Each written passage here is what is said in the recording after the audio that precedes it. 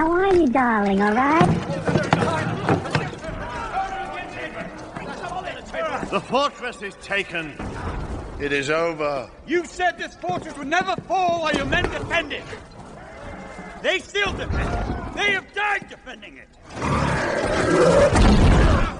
Breaking in!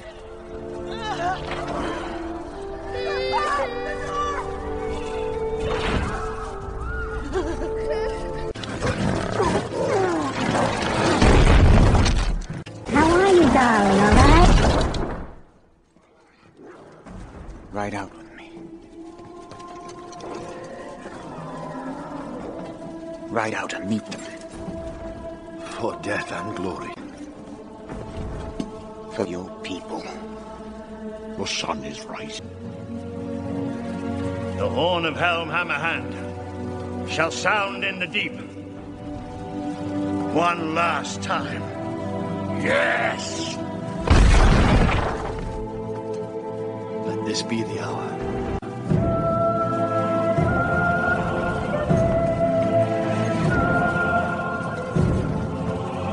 Fell deeds awake. Now for wrath, now for ruin, and the red dawn!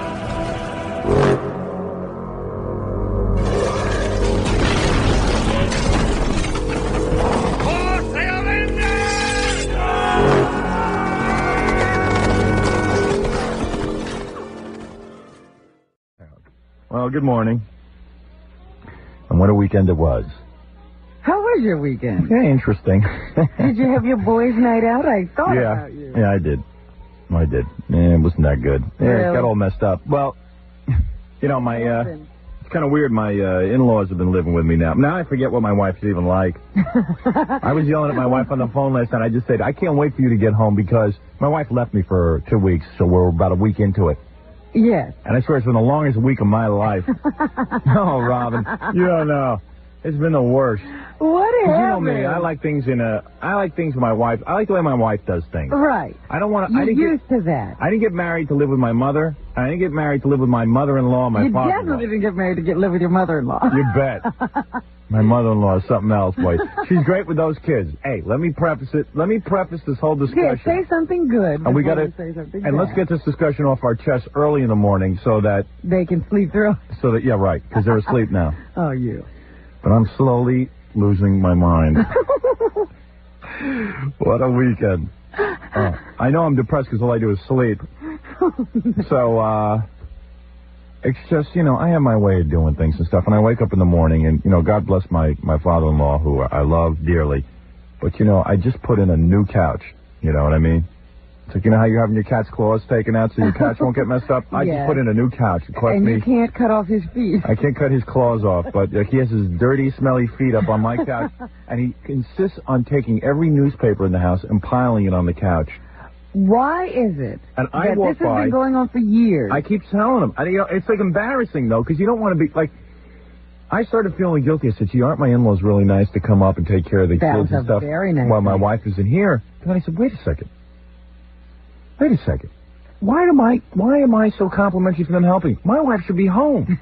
There shouldn't even be a need. Right. In other words, I'm sitting there kissing their ass because they came and helped me, but they're helping me because my wife left me. It wasn't like she was sick or anything like that. She just voluntarily left. She wasn't in the hospital. If she was in the hospital, that's one thing. She abandoned you. For 2 weeks.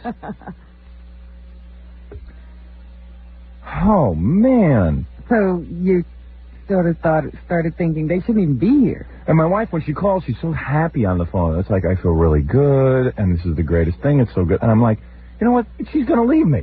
Why do you say that? I said she's having too much fun on her own. Oh, no. She's going to stick me with the kid. She's going to be one of those mothers that runs off or something. She's a runaway mom. Somebody Yeah. put her face on a milk carton. I said, she better get her ass home. Before she finds out what the good life's all about. Yeah, and I just said, hey, wait till you get home. I got a treat in the store for you. She goes, what? I go, I'm leaving you. I'm leaving for 2 weeks. No, you can't do that. I go, wait till you see. I already called the travel agent. Well, this is nice to come home to. I called the travel agent. I'm going away for 2 weeks. Where I got are you going? I have a place picked out. No, I can't tell you where it is because you'll tell her. You're not going. I'll just call her from there. First Oh, yeah? of all, he won't fly. How much you want to bet? It must be I'm not someplace flying. you can drive yes, to. it is a place I'll drive to. It's real. And you can drive there by yourself? 4-hour drive. I used to drive it all the time. I've been there before. I don't believe this. It's my old girlfriend's apartment. Oh, stop it. It's still there waiting for me. She's not in it. No. I know where it is exactly. I know exactly how to. Well, I mean, I kind of know how to get to it. I'll call AAA. I'm going to rent a nice big one of those party vans. How are you going? You can't do it. You can't drive anywhere by I'm also going with 2 other guys. Oh. Yeah. Wait till she sees. I'm going to be gone for 2 weeks. Oh. See how she likes it. You're not doing it. Yeah. Well, I'd like to. You're threatening. I'd want to do it. Because, oh, man, my in-laws. I woke up Sunday morning to a list of questions. You know what they do when they... My mother-in-law's not even interested. She is not interested in anything I have to say. She wants to be with the kids, and she'll even ask me a question and immediately start muttering while I'm talking to her. Yeah, you get the first couple words out, and then she's on to another subject. I'm sitting at the kitchen table talking to my father-in-law about tennis because that's his passion in life. And I'm asking him about McEnroe or something like that, and then all of a sudden I hear my mother-in-law in the corner. What about, what's the one that ran away to Trump's... Monica. What about Monica? What about... She didn't call her Monica Sells, calls her Monica. What about Monica? What about Monica? What about Monica? What about Monica? What about Monica? What about Monica? What about Monica? That's how she just says it. And my father-in-law goes, finally pays attention. She just keeps saying it over and over until someone pays attention. Then my father-in-law goes, well, you mean Monica Sells? And then he starts answering about Monica Sells, and she starts talking. It's like a madhouse in there. But whenever I walk into the kitchen, it's time to start asking me questions. Now, I'm going to describe something to you at my house that's going on. I'm living with my in-laws, okay, in case you're just tuning in. You got to check this out. And they're great people. Robin, please, let me say this. I love them. My kids love them. Everybody loves them. But you know how, you know me. Everybody gets on my nerves. All right? So nobody can be perfect in my eyes. Sure. You know, it's like my sister walked in last night, just for 5 minutes. Oh, you must be lonely. And I go, get out of here. Just get out of my house. Just because you came out of the same womb, get out of my house. Oh, you must be lonely. It must be so hard. Ooh. And it's just like, what are you talking about? There's nothing hard here. I'm not doing anything different. My in-laws are upstate. I'm like out of my mind. I'm a man on fire. But it's true. It's just a thing of when anybody strange is in your home, you know it. My head's going to explode from it. Last night, I decided, okay, as a treat, I'll go out and buy Italian food because the kids love ziti and spaghetti. Yeah. So I went out and got, Italian food, and I said to my in-laws, I said, I'm going to go out and buy us a big trough of ziti with eggplant. Everybody like that? I said to my mother-in-law, you like that? My father-in-law, you like that? Yeah, okay. So I buy I buy a child's portion for my kids. One of ziti and one of spaghetti. Deborah likes spaghetti. Emily likes ziti. Okay? I go, I pick up the stuff and everything. I come in. I dish out for the kids spaghetti. And I know Deborah can finish off a man-sized portion of spaghetti. And I give Emily her ziti. And I said, my father-in-law, here's the ziti and eggplant that I bought for us. Turns out my mother-in-law doesn't eat spaghetti now. Now I find out. I didn't know this. I said, why didn't you tell me? So she's not eating any of it. I spent all this money on this food. She's not eating any of it. Then I catch my father-in-law eating the kids' spaghetti. I go, Bob, what are you eating the spaghetti for? That's for the kids. He goes, oh, relax. They're not going to eat all this. Then the kids start crying because he's eating their spaghetti and they want more spaghetti and there's no more spaghetti left. I go, why didn't you tell me you want spaghetti, damn it? Then, oh, man. So, okay, I wake up Saturday morning, right? And I'm feeling pretty good. I'm feeling like things might be under control. So as soon as I walk in the kitchen, it was like a barrage of questions about radio and TV. Yeah, this is within a minute and a half. This list of questions. I wrote them all down. Fired at you. Hey, ready? All right. I wake up Saturday morning. I walk in the kitchen. I'm dragging my ass because I was out late Friday night. Ready? Okay. All right. My father-in-law goes, Howie, I can't get the cable working in my room. I have a TV in their room. Okay. I can't get... Do you have a wire that connects the TVs to the VCR, about a 3-inch cable wire with a... I go, Bob, why don't you just, I put a different TV in there so you can watch tapes. Everything's all set up for you. What's the problem? And there's no problem there. Howie, when did Kitty Carlisle Hart... I showed them the TV show that we have coming up in July. Right. When did Kitty Carlisle Hart add the Hart to her name? They know I met Kitty Carlisle Hart. So now you know her. Now I know. I go, Bob, how would I know when she... I mean, I just had her on the show for 15 minutes. How would I know when she did that? That's how I answer, right? Then boom, the next question comes. How much is a person like Arlene Francis or Kitty Carlisle Hart or Dr. Ruth paid when they come on your show? I go, and Bob and Norma, both my parents, my in-laws are there in the kitchen. Yeah. So when one starts in, the other one starts in. And they know I'm totally aggravated. They know, because I give them one-word answers. One-word answers I give. Are you sure they know it? That I'm aggravated? Yeah. They've got to know. I'm standing there like seething. I don't want to talk about it. But then you're saying they like to aggravate you. Well, I know now how to get back at them, though. Wait, I got it all figured. I know how to shut them up in a second. Wait, you're gonna wait till you hear my. This is a thing of beauty. All right. No, wait a second. We got to take a break. Because someone special is calling in about 3 minutes that you're going to be interested to hear from. Oh yeah. Freddie, take a break, and then I'll continue this. We're still in the list of questions. Yeah. Oh, you got to hear it. It's about 20 questions. Well, you're still waking up. Yeah. The second I walk into the kitchen, and none of them are interested in the answers. My mother-in-law talks right through the answers. We'll be back right after these words. Anyway, what I was really wanting to talk about here was I got to talk about my in-laws. They're probably up now. Now I'll talk about them. I'll be all uncomfortable when I get home. No one ever reports back to them? No. Because they have friends here. I know, but nobody says anything. Oh. Listen, it's not that I don't love my in-laws. It's not what I'm saying. They're great. I mean, the fact that they let me call them Bob and Norma, not Mom and Dad, that immediately scores points with me. How come you don't want to call them Mom and Dad? Because they're not my Mom and Dad. Yeah, but, like you two are one now. Yeah, but I mean, personally, I can't see calling these people Mom and Dad. It just wouldn't fit. They're not my Mom and Dad. They're Bob and Norma. Like we were over a guy's house playing some tennis yesterday. Mm-hmm. And I'm going, okay, Bob, we're going to win here. We're playing double. And you know how I suck. Yeah, Bob, I hope you're taking up the slack. Oh, Bob's real good. He beat everybody. I mean, if you were, if all you did all day was play tennis, you'd be good, too. Even with you as a handicap, he won. Well, not exactly. We lost when we played together, but when he played solo, he won. Oh, Howard. Yeah. So, you know me. I don't know what I'm doing. So, I'd go, hey, Bob, what am I go? Dad? Jesus. You just wouldn't call him anything. Hey, you. It's just I want to preface every statement I make by saying that, when I talk about my in-laws, it's kind of like, I just don't like, I like my wife at home, and that's it. My wife went away for 2 weeks. It's a real hassle, real pain in the ass. I told her that. But it must be particularly wild because your wife's not there and you're with your in-laws. Right. It's just weird. Exactly. Because like last night I had to run out and get dinner. Usually my wife would do that. And I'd say, hey, to your parents, you go do it. So it's me and my in-laws living together. You sound like another person we know. So it's just like, yeah, right. And it's just like kind of weird because I say to myself, boy, they're really good people. They come here. My wife went away for 2 weeks. I'm really appreciative. I go, wait a second. What am I being appreciative for? My wife's the one who should be appreciative. I didn't want my wife to go in the first place. I didn't want her to leave me for 2 weeks. So I could live with my in-laws? You really didn't? You didn't tell her it was okay for her to go? This is what she did. And I swear to God, this is the truth, Robin, as hard as it is for you to believe. Because I can't believe that she didn't My wife didn't. She didn't tell me she was leaving.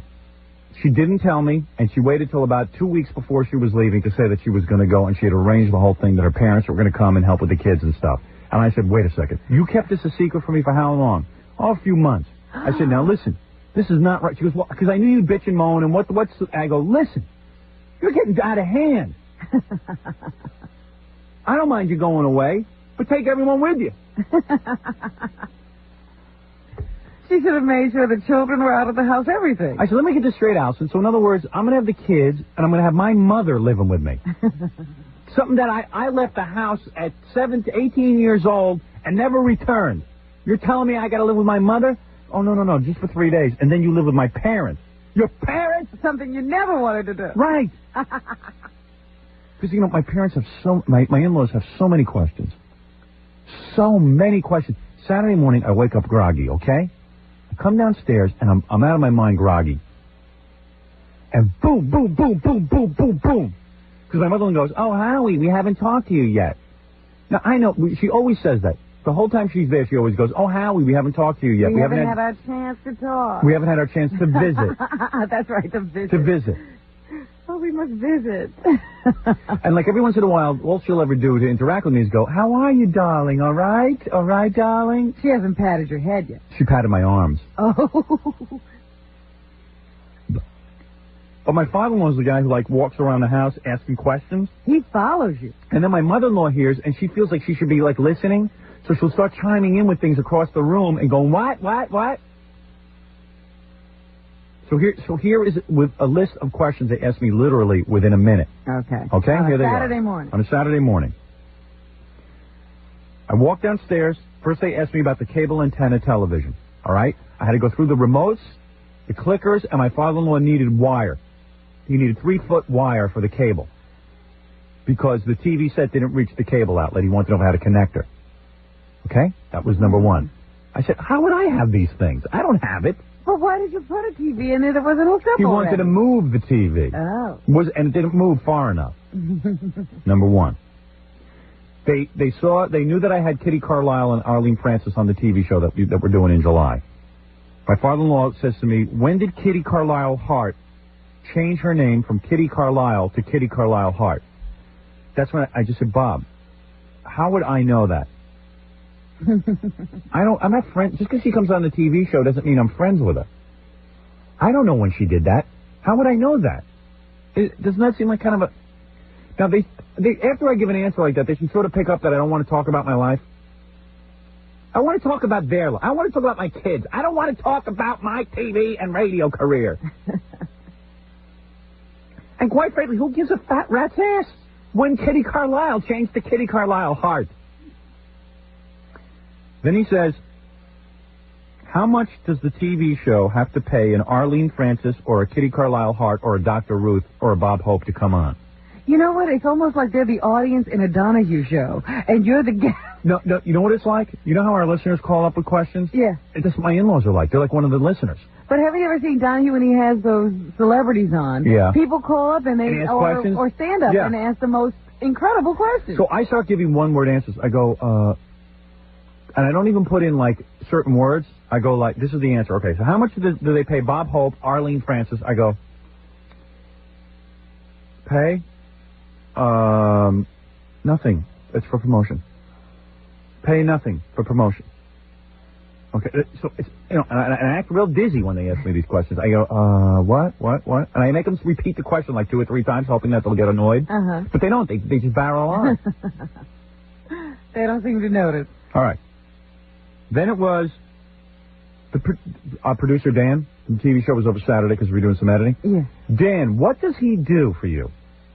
What are his duties? I said, he's a producer. He's a producer? I thought you fired the producer. I said, I didn't fire the producer. The executive producer resigned.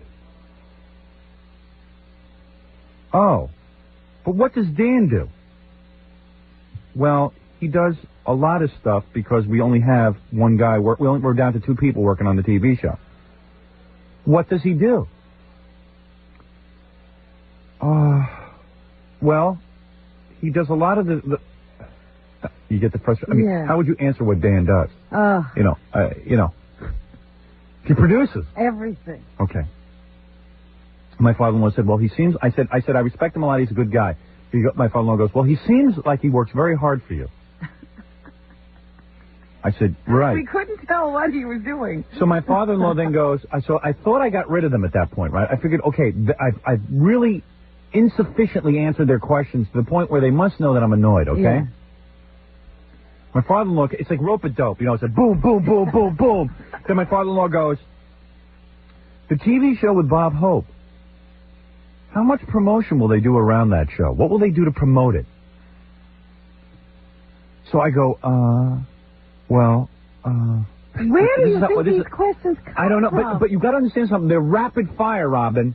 It's like they spent all night thinking them. How did you even think these questions up? I don't know. How are they going? Who cares? So I go, so I answer like this. Just let me reenact how I answer. I go, like I have a headache or something, I go, I suppose they'll just announce it on TV.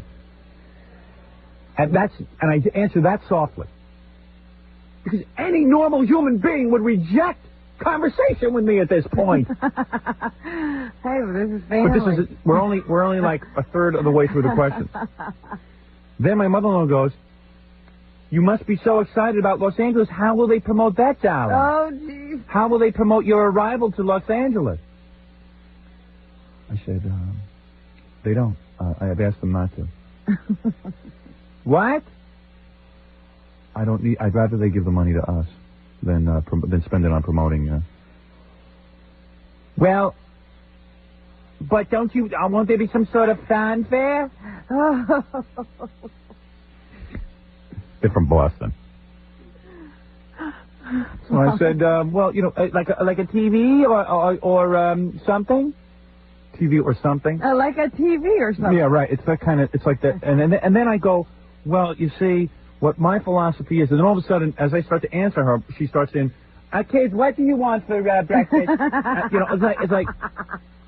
It's like she doesn't even want to know the answer. I know she doesn't want to know the answer. But these are questions that maybe industry people would ask. Yeah, I mean, why are they? It's just so annoying. It's just like, please, you can see that I'm a stressed out guy anyway. I'm a pretty stressed out individual. And it's the weekend. You're tired. Let's have some fun.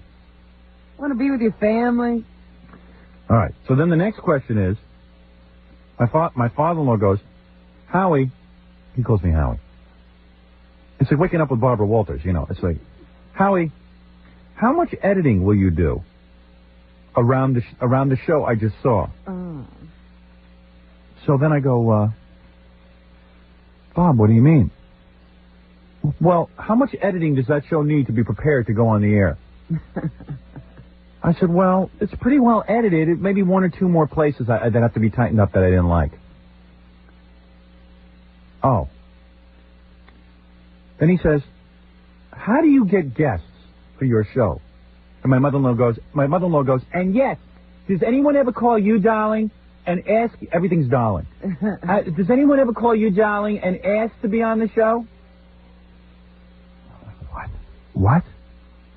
I got to write all these questions down. I got to write these down. Didn't you think it was kind of dangerous, though, with you showing them a show that hasn't been on the air yet? You want to know something? I just felt bad for my father-in-law. He was moping around the house, and I was downstairs with Dan working, and I knew he wanted to see it, because that's the show that Allison's on, and, it's like, and I just said, what's the big deal? Let him, let him see it. It's not going to be bad. Well, that was my own fault. I was just, my own stupidity. My own stupidity. He was perfectly willing to stay out of the room. Oh, see there? In a way, I blame myself, okay? So then my father-in-law kept saying, "Well, how do you get the guests?" I said, at this point, I'm down to one-word answers. I go, Booker. So he goes, "What do you mean Booker?" I go, we have a Booker. We have a Booker. Guy's name is Frank Smiley. Booker. He calls. How do they get, how does he know who to call? And does anyone ever generate their own calls? Will a Kitty Carlisle call you to be... I said, some people will call to be on the show, others have to be asked. So now at this point, I'm like, woozy. Fred's holding up the spot sign, but all right, I'll take a break. I was woozy, but I finally figured out how to shut them up. Oh, I can't wait to find out. But was that all of the questions? Yeah, well, there were more, but I don't even remember. And you swear to me this happened. Nah, this couldn't have been in a minute. I swear on my life it happened. It went down within a minute and a half. I timed it. I swear it went down. That rapid fire. And I was woozy, but I figured out how to stop them cold in their tracks. Stay tuned for the solution. Right after these words. Howard Stern will be back after this on 97.1. Anyway, what I was really wanting to talk about here was, I got to talk about my in-laws. They're probably up now. Now I'll talk about them. It'll be all uncomfortable when I get home. No one ever reports back to them? No. Because they have friends here. I know, but nobody says anything. Oh. Listen, it's not that I don't love my in-laws. It's not what I'm saying. They're great. I mean, the fact that they let me call them Bob and Norma, not Mom and Dad, that immediately scores points with me. How come you don't want to call them Mom and Dad? Because they're not my Mom and Dad. Yeah, but, like you two are one now. Yeah, but I mean, personally, I can't see calling these people Mom and Dad. It just wouldn't fit. They're not my Mom and Dad. They're Bob and Norma. Like we were over a guy's house playing some tennis yesterday. Mm-hmm. And I'm going, okay, Bob, we're going to win here. We're playing double. And you know how I suck. Yeah, Bob, I hope you're taking up the slack. Oh, Bob's real good. He'd beat everybody. I mean, if you were, if all you did all day was play tennis, you'd be good, too. Even with you as a handicap, he won. Well, not exactly. We lost when we played together, but when he played solo, he won. Oh, Howard. Yeah. So, you know me. I don't know what I'm doing. So, I'd go, hey, Bob, what am I going to go? Dad? Jesus. You just wouldn't call him anything. Hey, you. It's just I want to preface every statement I make by saying that, when I talk about my in-laws, it's kind of like, I like my wife at home, and that's it. My wife went away for 2 weeks. It's a real hassle, real pain in the ass. I told her that. But it must be particularly wild because your wife's not there and you're with your in-laws. Right. It's just weird. Exactly. Because like last night I had to run out and get dinner. Usually my wife would do that. And I'd say, hey, they're your parents. You go do it. So it's me and my in-laws living together. You sound like another person we know. So it's just like, yeah, right. And it's just like kind of weird because I said to myself, boy, they're really good people. They come here. My wife went away for 2 weeks. I'm really appreciative. I go, wait a second. What am I being appreciative for? My wife's the one who should be appreciative. I didn't want my wife to go in the first place. I didn't want her to leave me for 2 weeks. So I could live with my in-laws? You really didn't? You didn't tell her it was okay for her to go? This is what she did, and I swear to God this is the truth, Robin, as hard as it is for you to believe. Because I can't believe that she didn't My wife didn't. out with you. She didn't tell me she was leaving. She didn't tell me, and she waited till about 2 weeks before she was leaving to say that she was going to go, and she had arranged the whole thing that her parents were going to come and help with the kids and stuff. And I said, wait a second. You kept this a secret from me for how long? Oh, a few months. I said, now listen, this is not right. She goes, well, because I knew you'd bitch and moan, and what's... I go, listen, you're getting out of hand. I don't mind you going away, but take everyone with you. She should have made sure the children were out of the house, everything. I said, let me get this straight, Allison. So in other words, I'm going to have the kids, and I'm going to have my mother living with me. Something that I left the house at 18 years old and never returned. You're telling me I got to live with my mother? Oh, no, just for 3 days. And then you live with my parents. Your parents? Something you never wanted to do. Right. Because, my parents have my in-laws have so many questions. So many questions. Saturday morning, I wake up groggy, okay? I come downstairs, and I'm out of my mind groggy.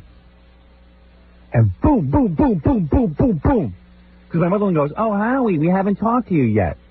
Now, I know, she always says that. The whole time she's there, she always goes, oh, Howie, we haven't talked to you yet. We haven't had our chance to talk. We haven't had our chance to visit.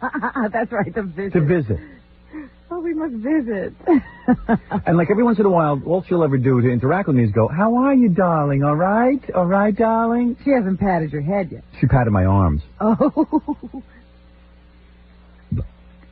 But my father-in-law is the guy who, walks around the house asking questions. He follows you. And then my mother-in-law hears, and she feels like she should be, listening. So she'll start chiming in with things across the room and going, what? So here is with a list of questions they asked me literally within a minute. Okay. Okay? Here they Saturday are. morning. On a Saturday morning. I walked downstairs. First they asked me about the cable antenna television. All right? I had to go through the remotes, the clickers, and my father-in-law needed wire. He needed 3-foot wire for the cable.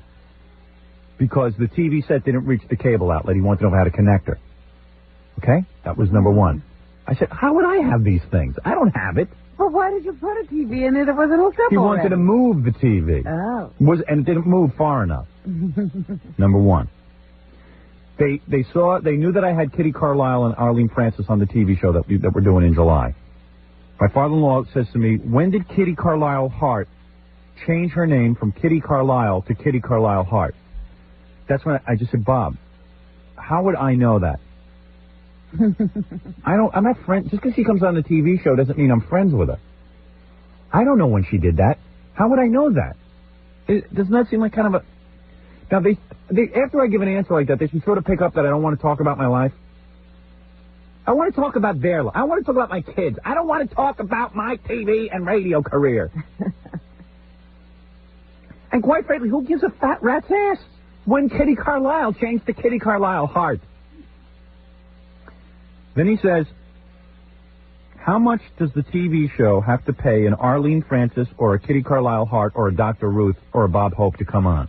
You know what? It's almost like they're the audience in a Donahue show, and you're the guest. No, you know what it's like? You know how our listeners call up with questions? Yeah. That's what my in-laws are like. They're like one of the listeners. But have you ever seen Donahue when he has those celebrities on? Yeah. People call up and ask questions? or stand up and ask the most incredible questions. So I start giving one-word answers. I go, and I don't even put in, like, certain words. I go, like, this is the answer. Okay, so how much do they pay Bob Hope, Arlene Francis? I go, pay? Nothing. It's for promotion. Pay nothing for promotion. Okay, so it's, you know, and I act real dizzy when they ask me these questions. I go, what? And I make them repeat the question like 2 or 3 times, hoping that they'll get annoyed. But they don't. They just barrel on. They don't seem to notice. All right. Then it was our producer, Dan. The TV show was over Saturday because we were doing some editing. Yeah. Dan, what does he do for you? What are his duties? I said, he's a producer. He's a producer? I thought you fired the producer. I said, I didn't fire the producer. The executive producer resigned. Oh. But what does Dan do? Well, he does a lot of stuff because we only have one guy. We're down to 2 people working on the TV show. What does he do? Well, he does a lot of the you get the frustration. I mean, how would you answer what Dan does? He produces everything. Okay. My father-in-law said, well, he seems, I said, I respect him a lot. He's a good guy. My father-in-law goes, well, he seems like he works very hard for you.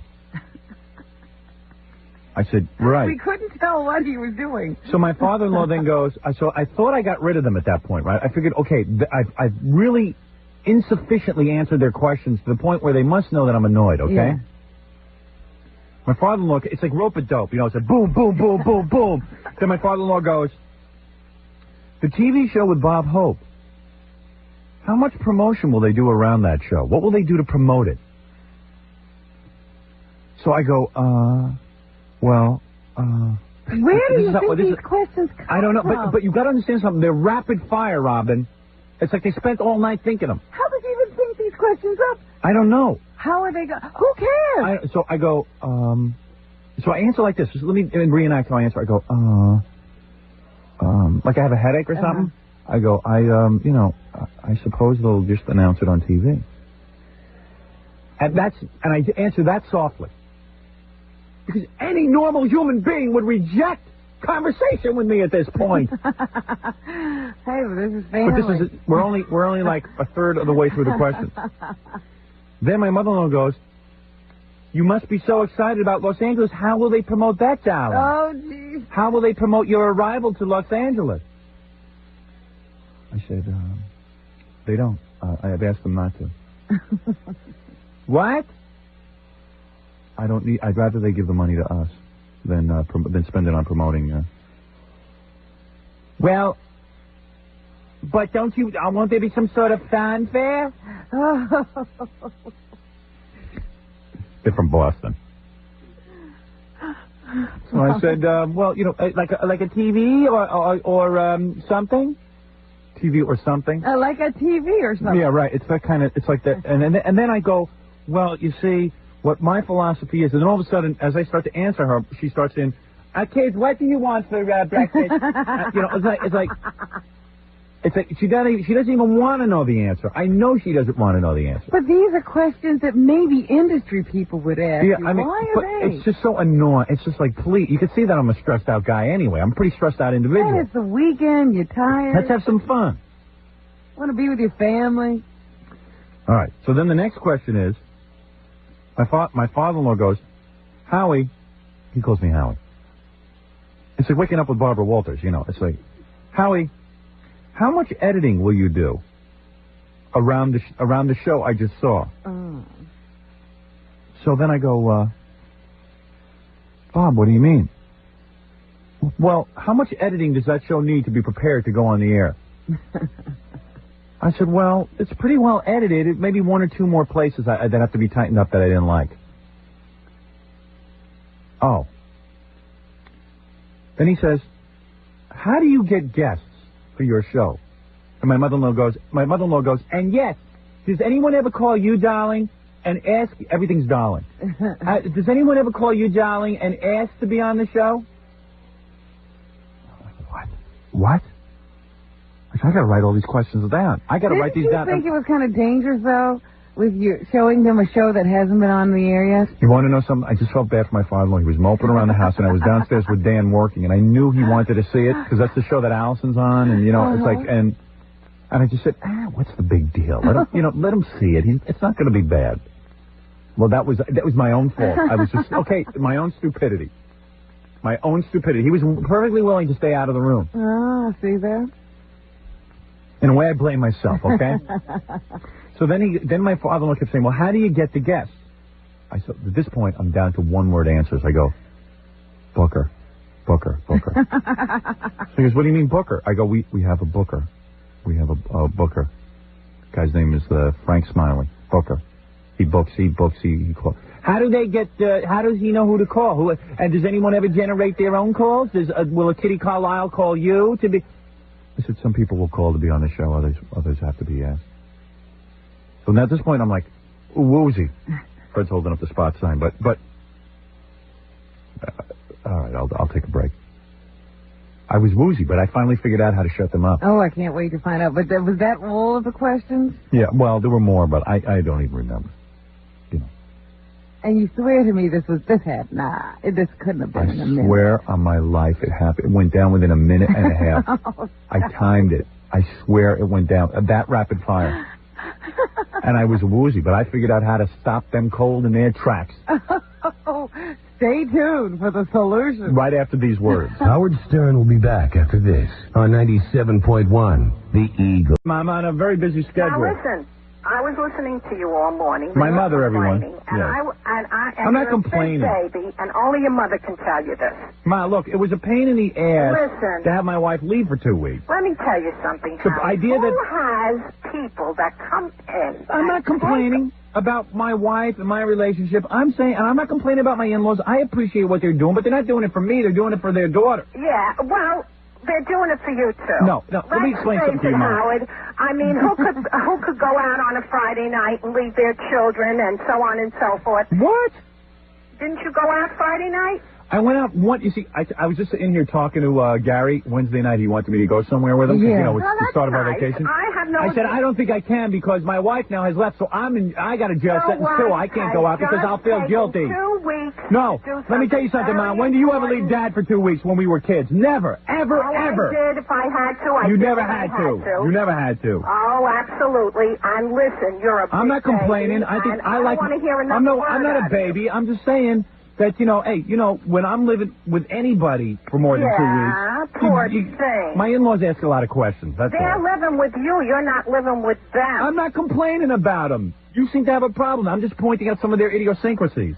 Why? Why are you doing that? Because it's interesting. It's interesting to who?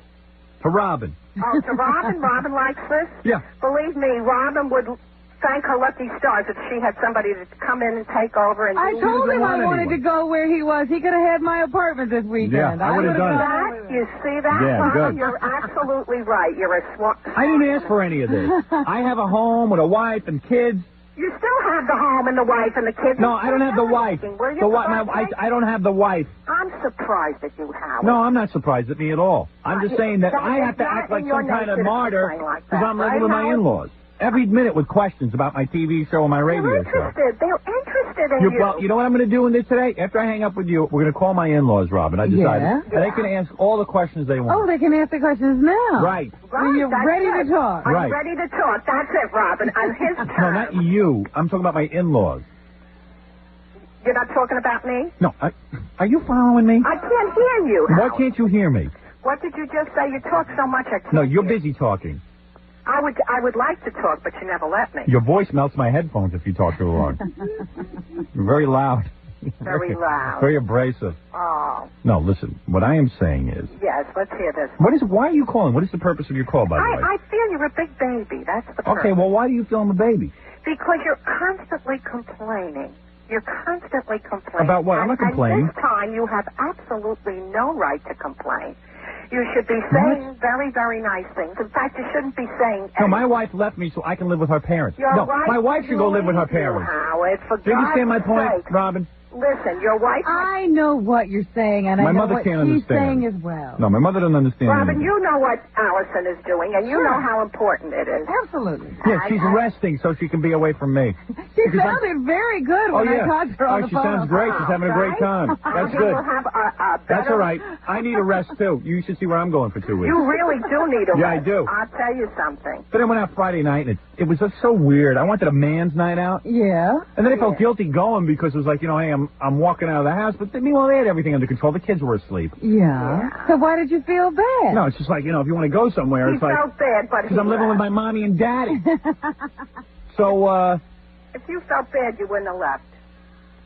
So then it's like, Friday night. Yeah. I went over this guy Don's house. Yeah. He's got one of those... They had to fight, the Tyson Ruddock fight. Oh, that's wonderful. Well, come on. My mother's anti-boxing. But you went to see Thelma and Louise. I couldn't believe that you didn't mind the violence in that. Thelma and Louise is a fairy tale. And let me tell you something. It gives men a good perspective of themselves, and maybe it will change them. So I like that positive aspect of it. What is it, John?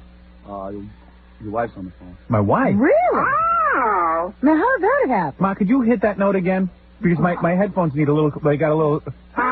Howard, I'm going to hang up and you'll speak to your wife because you miss her so much. No. You could stay on. I'll put you both on. Oh, good. Both dueling yentas. Both dueling yentas. Very nice. Oh, who's this? You recognize that voice? Yeah, that's Jackie's voice. Hi, Allison. Hi, Ma. How you doing? Good, I'm doing great. Howard, I turned you on. I hear you complaining about me. Yeah, it's great, Allison. I really enjoy the fact that you leave and I get to live with your parents for 10 days. And I love you so much for letting me do this. Yeah, well, good. I'm glad because... Did you really love not me. tell him? No, she didn't. Tell the truth. You didn't tell me you were leaving.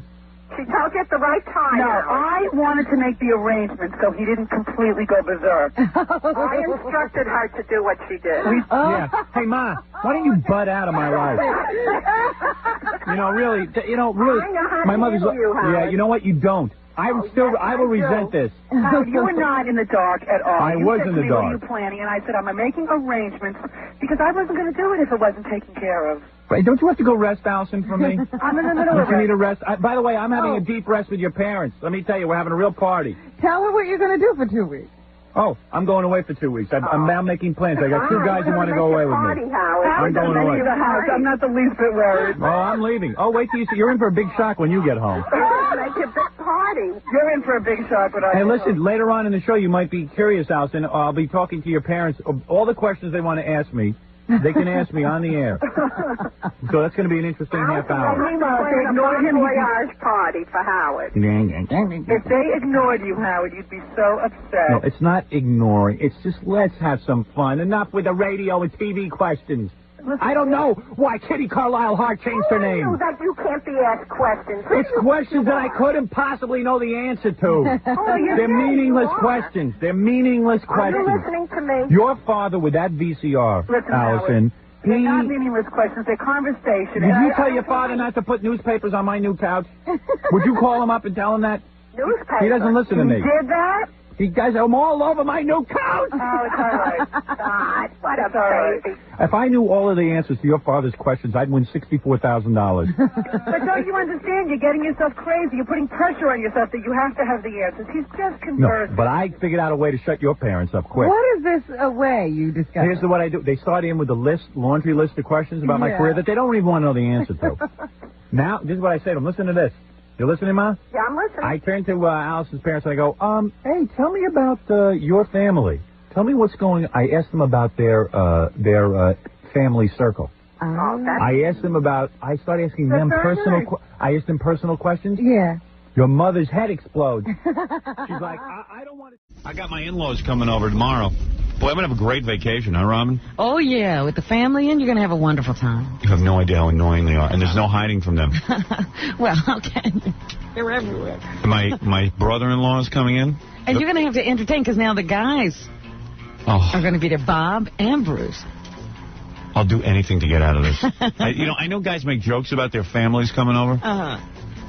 It is just so intense that I have a great 4-day weekend. It's something that I really, is the word cherish? Yes.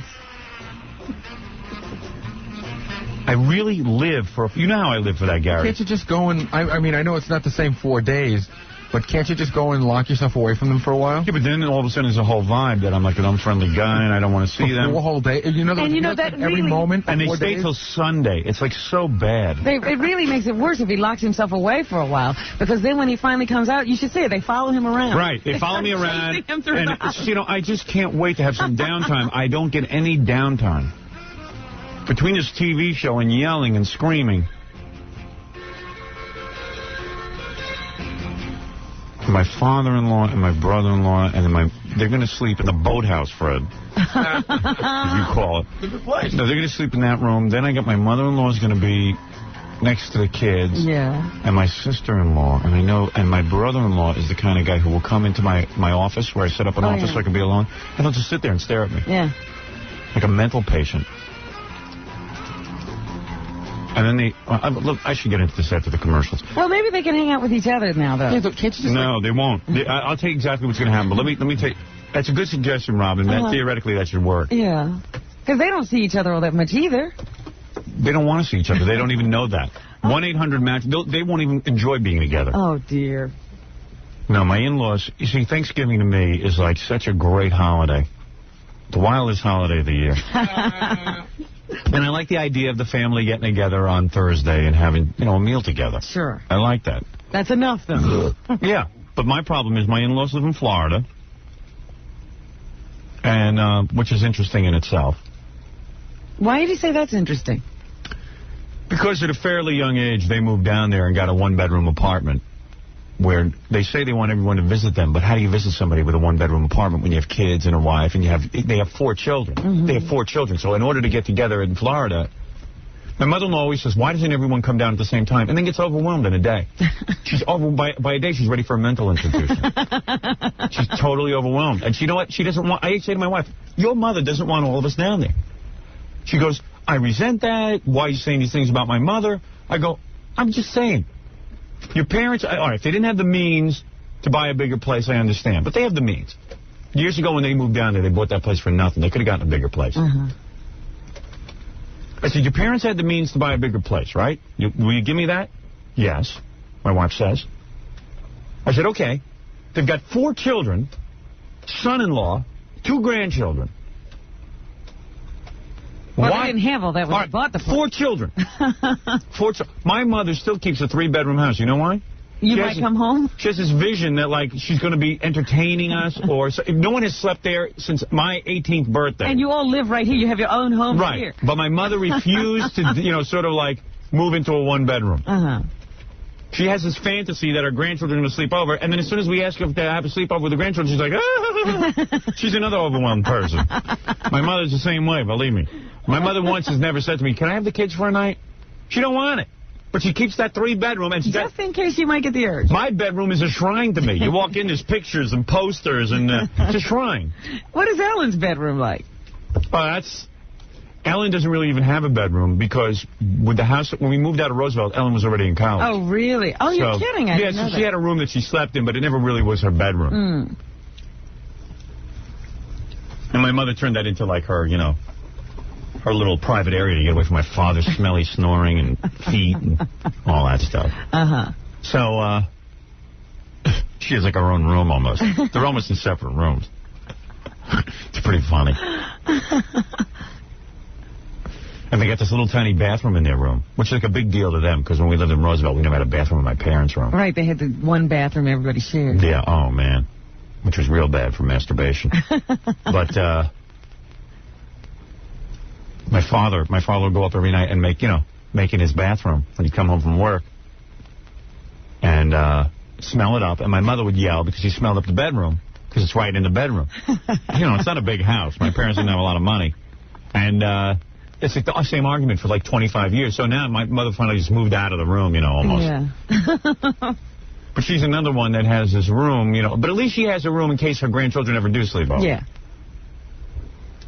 And Well, she has 2 sets of grandchildren. None of the grandchildren ever slept over? Well, if they do, my mother makes such a big production out of it that she works herself into a tizzy and then, like, passes out for 3 days. Instead of, like, having one grandchild sleep over and then the next morning driving them over, my mother was born to serve. Yeah.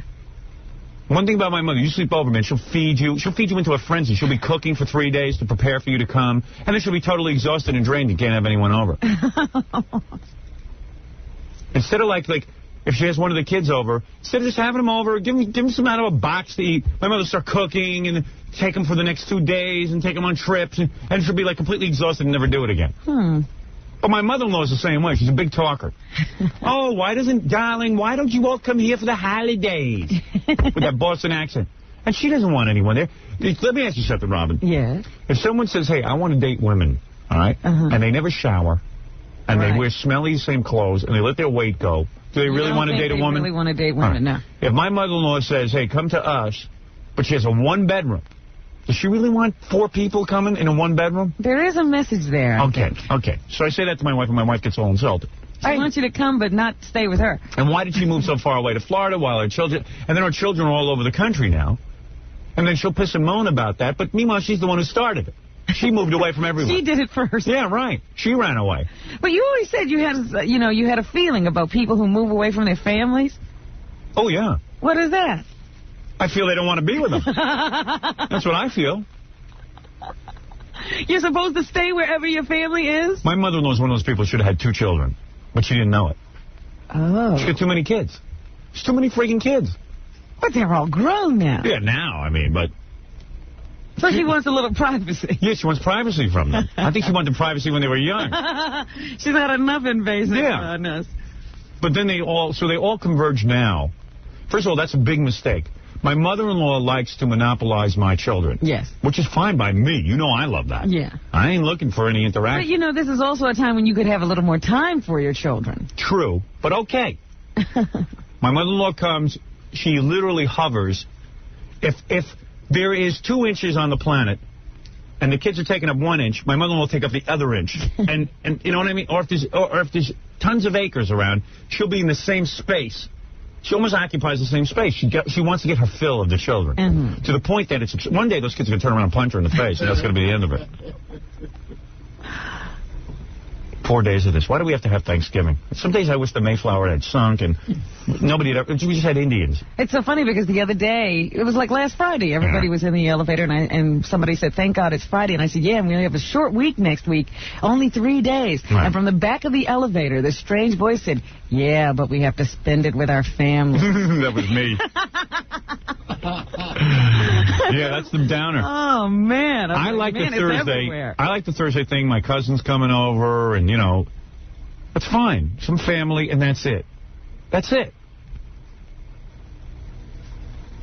That's okay. My family always comes up. My family are always looking for something to do.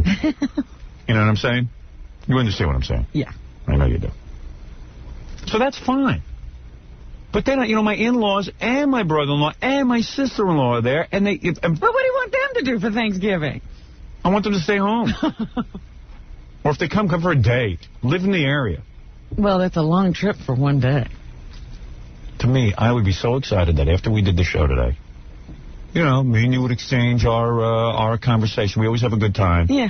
And we say, hey, we got a couple of days off. Go have fun. Yeah. See, that would be nice. Give each other a hug and out the door. Out the door. Freedom.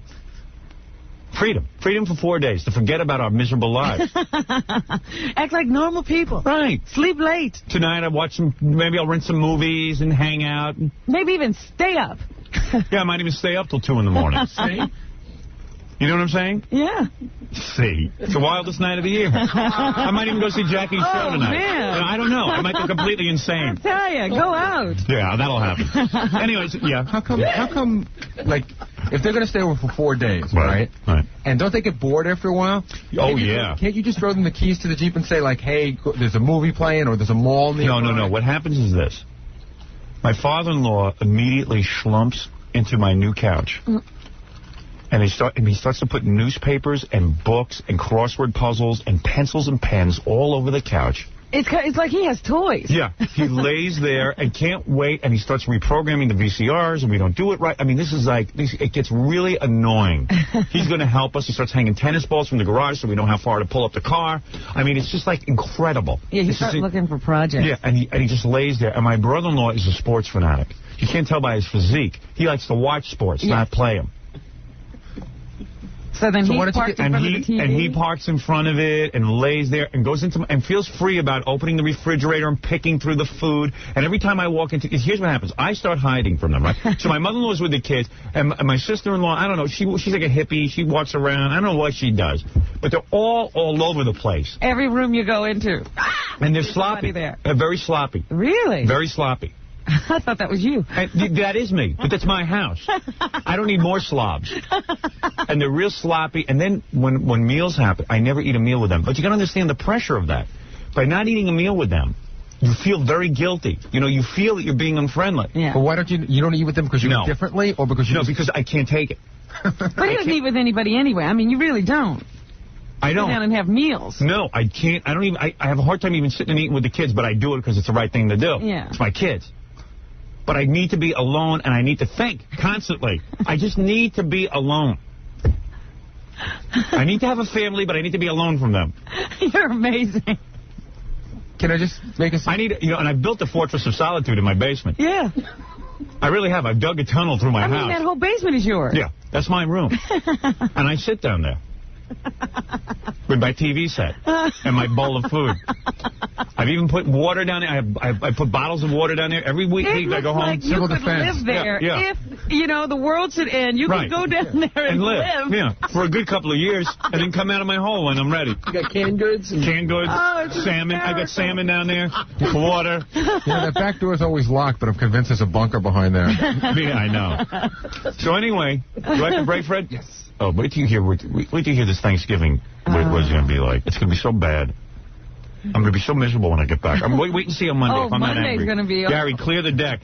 Oh, dear. You better not be here, Gary. You know you're going to be the brunt of all my anger. No, seriously. Part of my salary. Don't screw up and you'll be fine.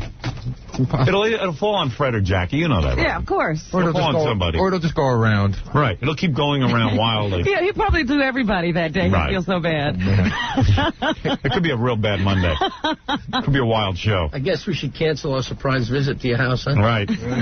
Hey, Jackie says tonight's the wildest night. I say Monday night is the wildest night of the year. I see it a whole different way. All right. Because I got to wait till Sunday to have a day off. Yeah. I got to wait till they leave on Sunday afternoon.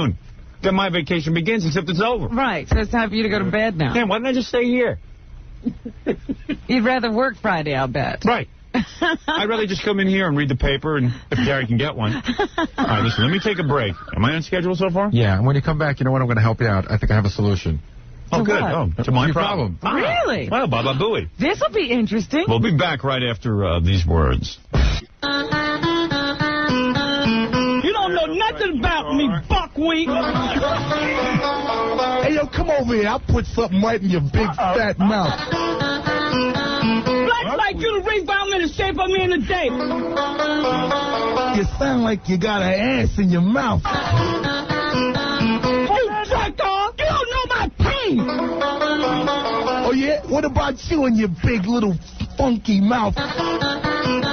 What you just shut the F up? You sound like you got a long... It's like you to ring I can fight you with my butt. You don't know my pain. Get on. Get on. Sound like you need somebody to be a friend. You ain't gonna make me look bad in front of millions of people. The Howard Stern Show.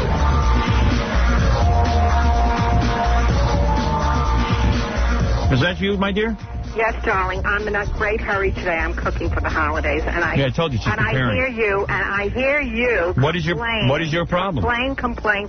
My mother's all excited the holidays. Let me tell you something. My mother's an original pilgrim. Your in-laws. You have the nicest set of in-laws anyone can have. They are devoted to the family. But you know how they are. What do you mean, I know how? Why don't you be honest? I know how you are. My mother's not being honest. Look to yourself, Howard. My mother's doing shtick now. She's not being honest. Oh, come on. She knows it's intense with my in-laws. Come on, Howard. And stop catering to yourself that way. And aren't my in-laws intense? And I think it's terrible for you to talk. She's lying. My mother's lying. Right. Everyone, my mother's lying. All of it is is just words. You have a big problem. You mean you have nothing left to talk about? You don't know how to be gracious. I don't know how to be gracious? Excuse me, because you're too gracious. I'm too gracious. Your problem is this. I see. When my mother, a couple of years ago, I said to my mother, why don't you sell your house, get yourself one of them new condos. Howard, I don't need you to manage my life. So she really wanted that. My father's like, oh, I don't want to move, I don't want to move, I don't want to move. We changed our minds, and once I changed my mind, I'm contented with my decision. So, the reason my mother changed her mind is she needs 3 bedrooms because she's going to have somebody sleep over. Now listen to this. I do have somebody sleep over. Who sleeps over? That's none of your business. Nobody sleeps over.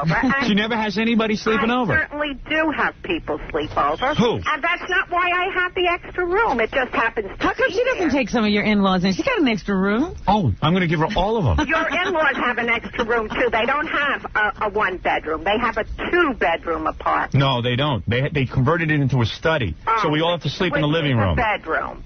Never mind. If you have 4 kids, you even said it yourself. My mother's the one who made me think this way. Are you the My mother's the same way. My mother's not telling you the truth. She even agrees. That only a mother could love. Let me ask you something, Mom. Yes. If you bought a 1-bedroom and you had 4 kids. She didn't have 4 kids at that time. She has 4 kids. They were off in different directions. Yeah, but you can't tell me that she wants them all. She doesn't want them all to visit at the same time, does she? Please, I don't know what she wants. Okay, all right, that's it. The point is this, Howard, it's none of your business, and you don't have to critique everyone.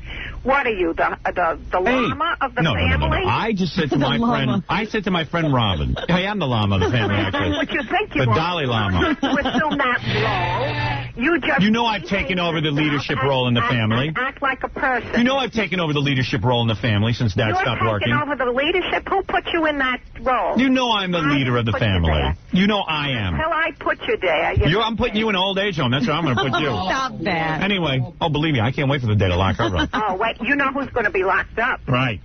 You know. So, anyway. With your ranting and raving. You better calm down. Listen to me. Yes. He's well on his way. First of all, Gary, I'll need 14 nude girls here on Monday to calm myself down from the 4-day experience. 14 nude girls, that's what calms you down? Yes, it does. Wait a second. Any women who want to calm Howard down on Monday, please call. Right. Barry. I'm sorry. Vested interest. You don't have to act on his nonsense. I just want to do it to keep the heat off of me. Anyway, my point about my mother is... What? The reason that she can't have a lot of grandchildren and stuff over her house is because she overextends herself. I have the grandchildren over my house. I'm with my grandchildren constantly. So the point is that she works herself into a tizzy. Don't interfere between me and my grandchildren. I'm not interfering at all. Do whatever you want. Yes, you are. You're interfering in everyone's relationship. It's not necessary. And you'll admit that my in-laws, I need some time to relax. Discuss your being the perfect. Hey, what do you know about it? Hey, what do you know about it? Let me tell you something about my life. I'll tell you something about being the perfect son. And stop telling me to be a regular... You know what my mother's shtick is now? As soon as I say I need a little break from it, I'll be a regular person. That's my mother's the only one who isn't a regular person. My mother now became Howard Stern's mother. She's not a regular person. You never told me what happened at the Leather Warehouse. Oh, she walked in there, marched herself... time at the Leather Warehouse. She marched herself right in there and got herself a nice little 25% discount. Shop, Robin. You'll enjoy it, too. You have to get over there. Yeah. Because I see you like leather things. Yes, I do. And they have Queen Ray Stern. Queen Ray walked into Leather Warehouse, announces that she's Howard Stern's mother, and is looking for... And I'm not a regular person. I don't do that. My mother says I'm not a regular person. My mother's not a regular person. Queen Ray walks in, and right away, 25% discount, holds him up for ransom. Let me tell you something. Let me tell you something, Mother. True. When I discuss my life, I must tell you that Thanksgiving is a day for me. Well, it's a nice day. Thursday, the family comes over. It's a nice day for me, too. Right, and then you go home to your quiet house and unwind after a tumultuous day. A tumultuous day. Right. Now, it's an overwhelming day. It's tumultuous. And my mother is a big shot here on the phone, but I'm going to tell you, she knows what I'm talking about. I know. I pray for 4 days off. I cherish those 4 days, Robin. I cradle those 4 days in my arms. I caress those 4 days. And you know it's going to be difficult. You know how my in-laws are. I think you're highly exaggerating. Any 4 Howard. people living there with you, 4. And I think you ought to calm down about the whole thing. Let's be honest, he loves his in-laws. Right, you get it wrong. But you know, there are some discomforts when people and strange people are in your home. But, Ma, you know when you need time to yourself? You don't have to defend him. You'll have your job Monday. No, Ma, you know how it is when you need some time to yourself. What?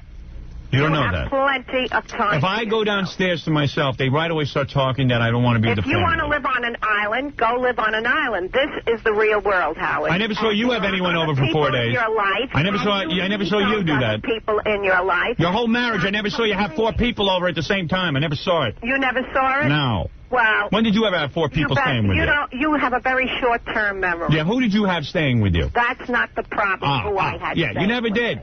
I certainly do. You never even had a pet. I do the expedient thing, and you better start doing it. All right, very good. Now, you're a big hero. You're a big hero. Big hero. All right, I'm going to start cooking now. She knows everything now. She became a whole seer. She's like a seer. Want everybody. Well, what about her? You know, she also says you should go for comfort, not expedience all the time. Yeah. I didn't hear what you said, Robin. You know, you told me you should have as comfortable a life as possible.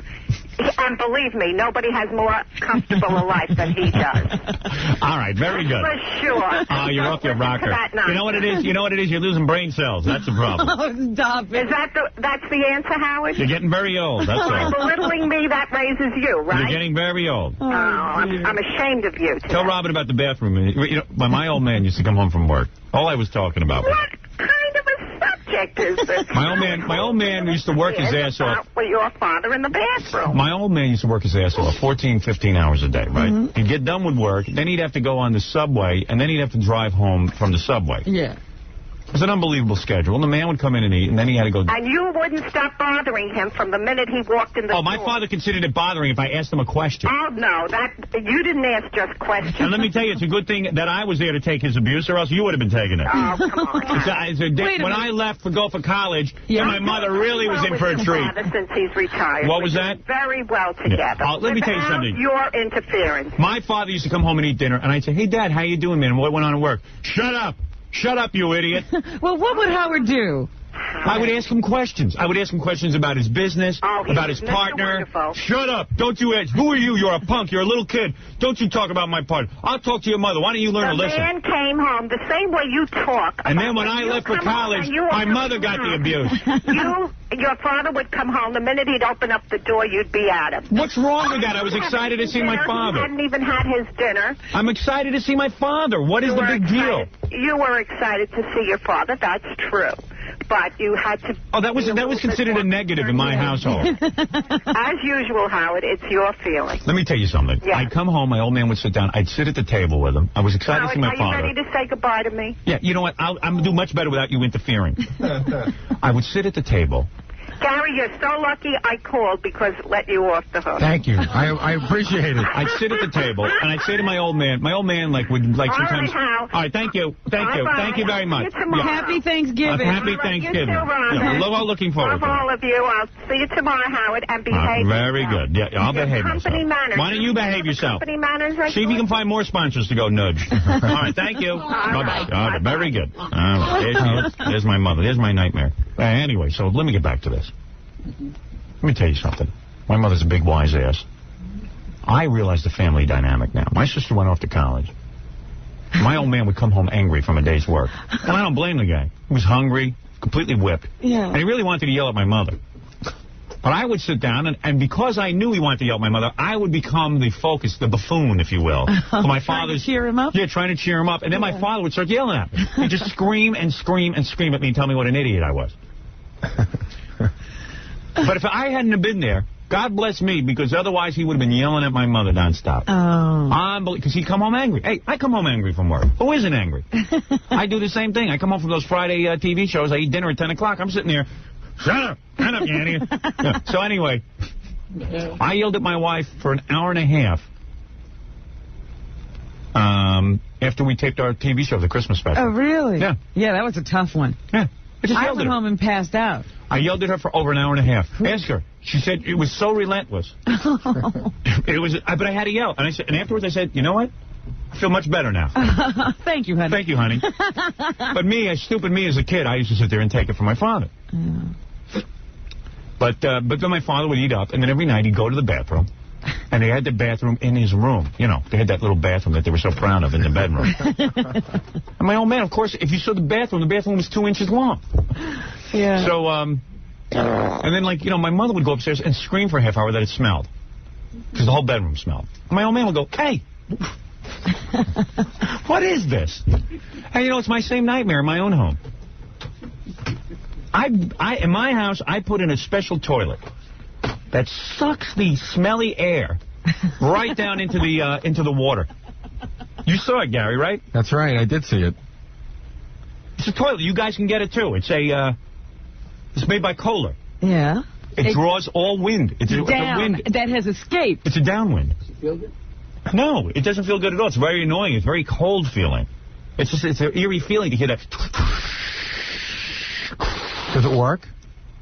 Well, no, it doesn't work entirely. So what I do is I put a big window in, so cold air blows on me the whole time. Oh, so you open the window? Yeah, and I'm usually, you know, mostly nude. I pull my pants down. Because I open the window, and then I have a special suction fan in the ceiling. Oh, so you got the exhaust fan? Yeah, so you got 2 fans and nature's air. Did you ever start to think that you may have a personal problem? No, because my wife, God forbid, she should smell anything. And she always has to go to the bathroom after me. She has to do, you know, she has to quickly use. I go into the bathroom. And now I lock the doors, both doors to the bathroom, so she can't get in. And she yells and screams at me and cries. Oh, no. Why am I locking her out? I go, she said, I need to use this bathroom too, the sink area. I go, I don't care. I need 5 lousy minutes in this toilet. You're here all day. You got 5 minutes. I want 5 minutes out of 24 hours. You think that's too much to ask, Robin? Nope. Not unreasonable. Sometimes you bitches are so hard to live with. Oh, stop it. I swear to God. Believe me, I wouldn't be following you around. You're damn right. I'd be trying to go to the opposite end of the house I knew you were in. And she complains. It's not like my odor is an aphrodisiac to her. And she complains about it. That amazes me. Look, I don't want to talk about Thanksgiving anymore. You know I'll be here Monday completely blowing my lid.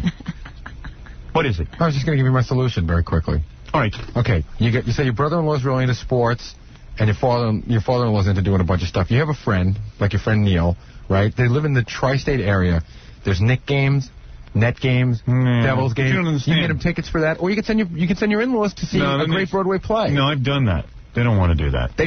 Your brother-in-law doesn't want to go see a Knick game if he's like a big sports fan? I mean, he doesn't want to go himself.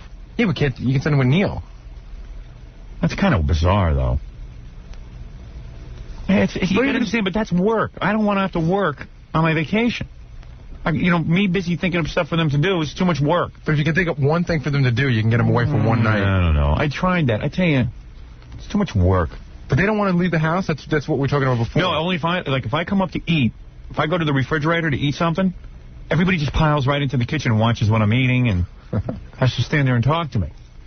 It's not relaxed. But when Saturday rolls around and they've already been there 3 days, and there's nothing going on, and you guys haven't left the house or done anything, right? And there's nothing on TV, they don't say, like, hey, Howard, can we borrow the car? And then my father-in-law always wants to go through any video cassettes I have, and he comes down and he goes through all my tapes, and he, I told you last time I rented a tape for him, and then he broke the tape. He drops it on the floor, and I got to pay like $100 for the stupid tape, and it's just there's always like turmoil. You know what I mean? I don't handle it well. You know where you're in trouble. Yeah. There is no solution. No, there is none. You just have to live with it. Yeah, Thanksgiving's always a weird time. Maybe I should go away Thanksgiving now. But I like Thanksgiving. I like getting together with family. You know me. I'm a family guy. You're a very family-oriented guy. It sounds it. I mean, it's good for the kids. It's good for the kids to see their cousins and everything. Sure. You're a giver, see? You're thinking of others, not yourself. Right. I sure am a giver. We'll be back right after this. Hello. I'm Jan Michael Vincent. Now I hear there's a new kid in the block. It's Howard Stern. Is he tall, dark, and handsome? What's that you say? He's a cross between Ichabod Crane and Big Bird. I guess I'm not threatened. I think you're gonna. Yeah, you know what, Jim? Why don't we do this? Make it even easier. Why don't I just? I'm only fine. I'm gonna. We don't need to get scripted. Why don't you just identify yourself? Hey, this is Jan Michael Vincent, and just tell us what you think of Howard. Yeah. Probably the best way. Hi, this is Jan Michael Vincent. I heard there's a new kid in the block. It's Howard Stern. I'm one of his biggest fans. I actually paid money to go see him in his movie. It's like pulling fingernails out to get me into a theater, but I went and saw Howard. And he's great. I'm glad to be back here and talk to him.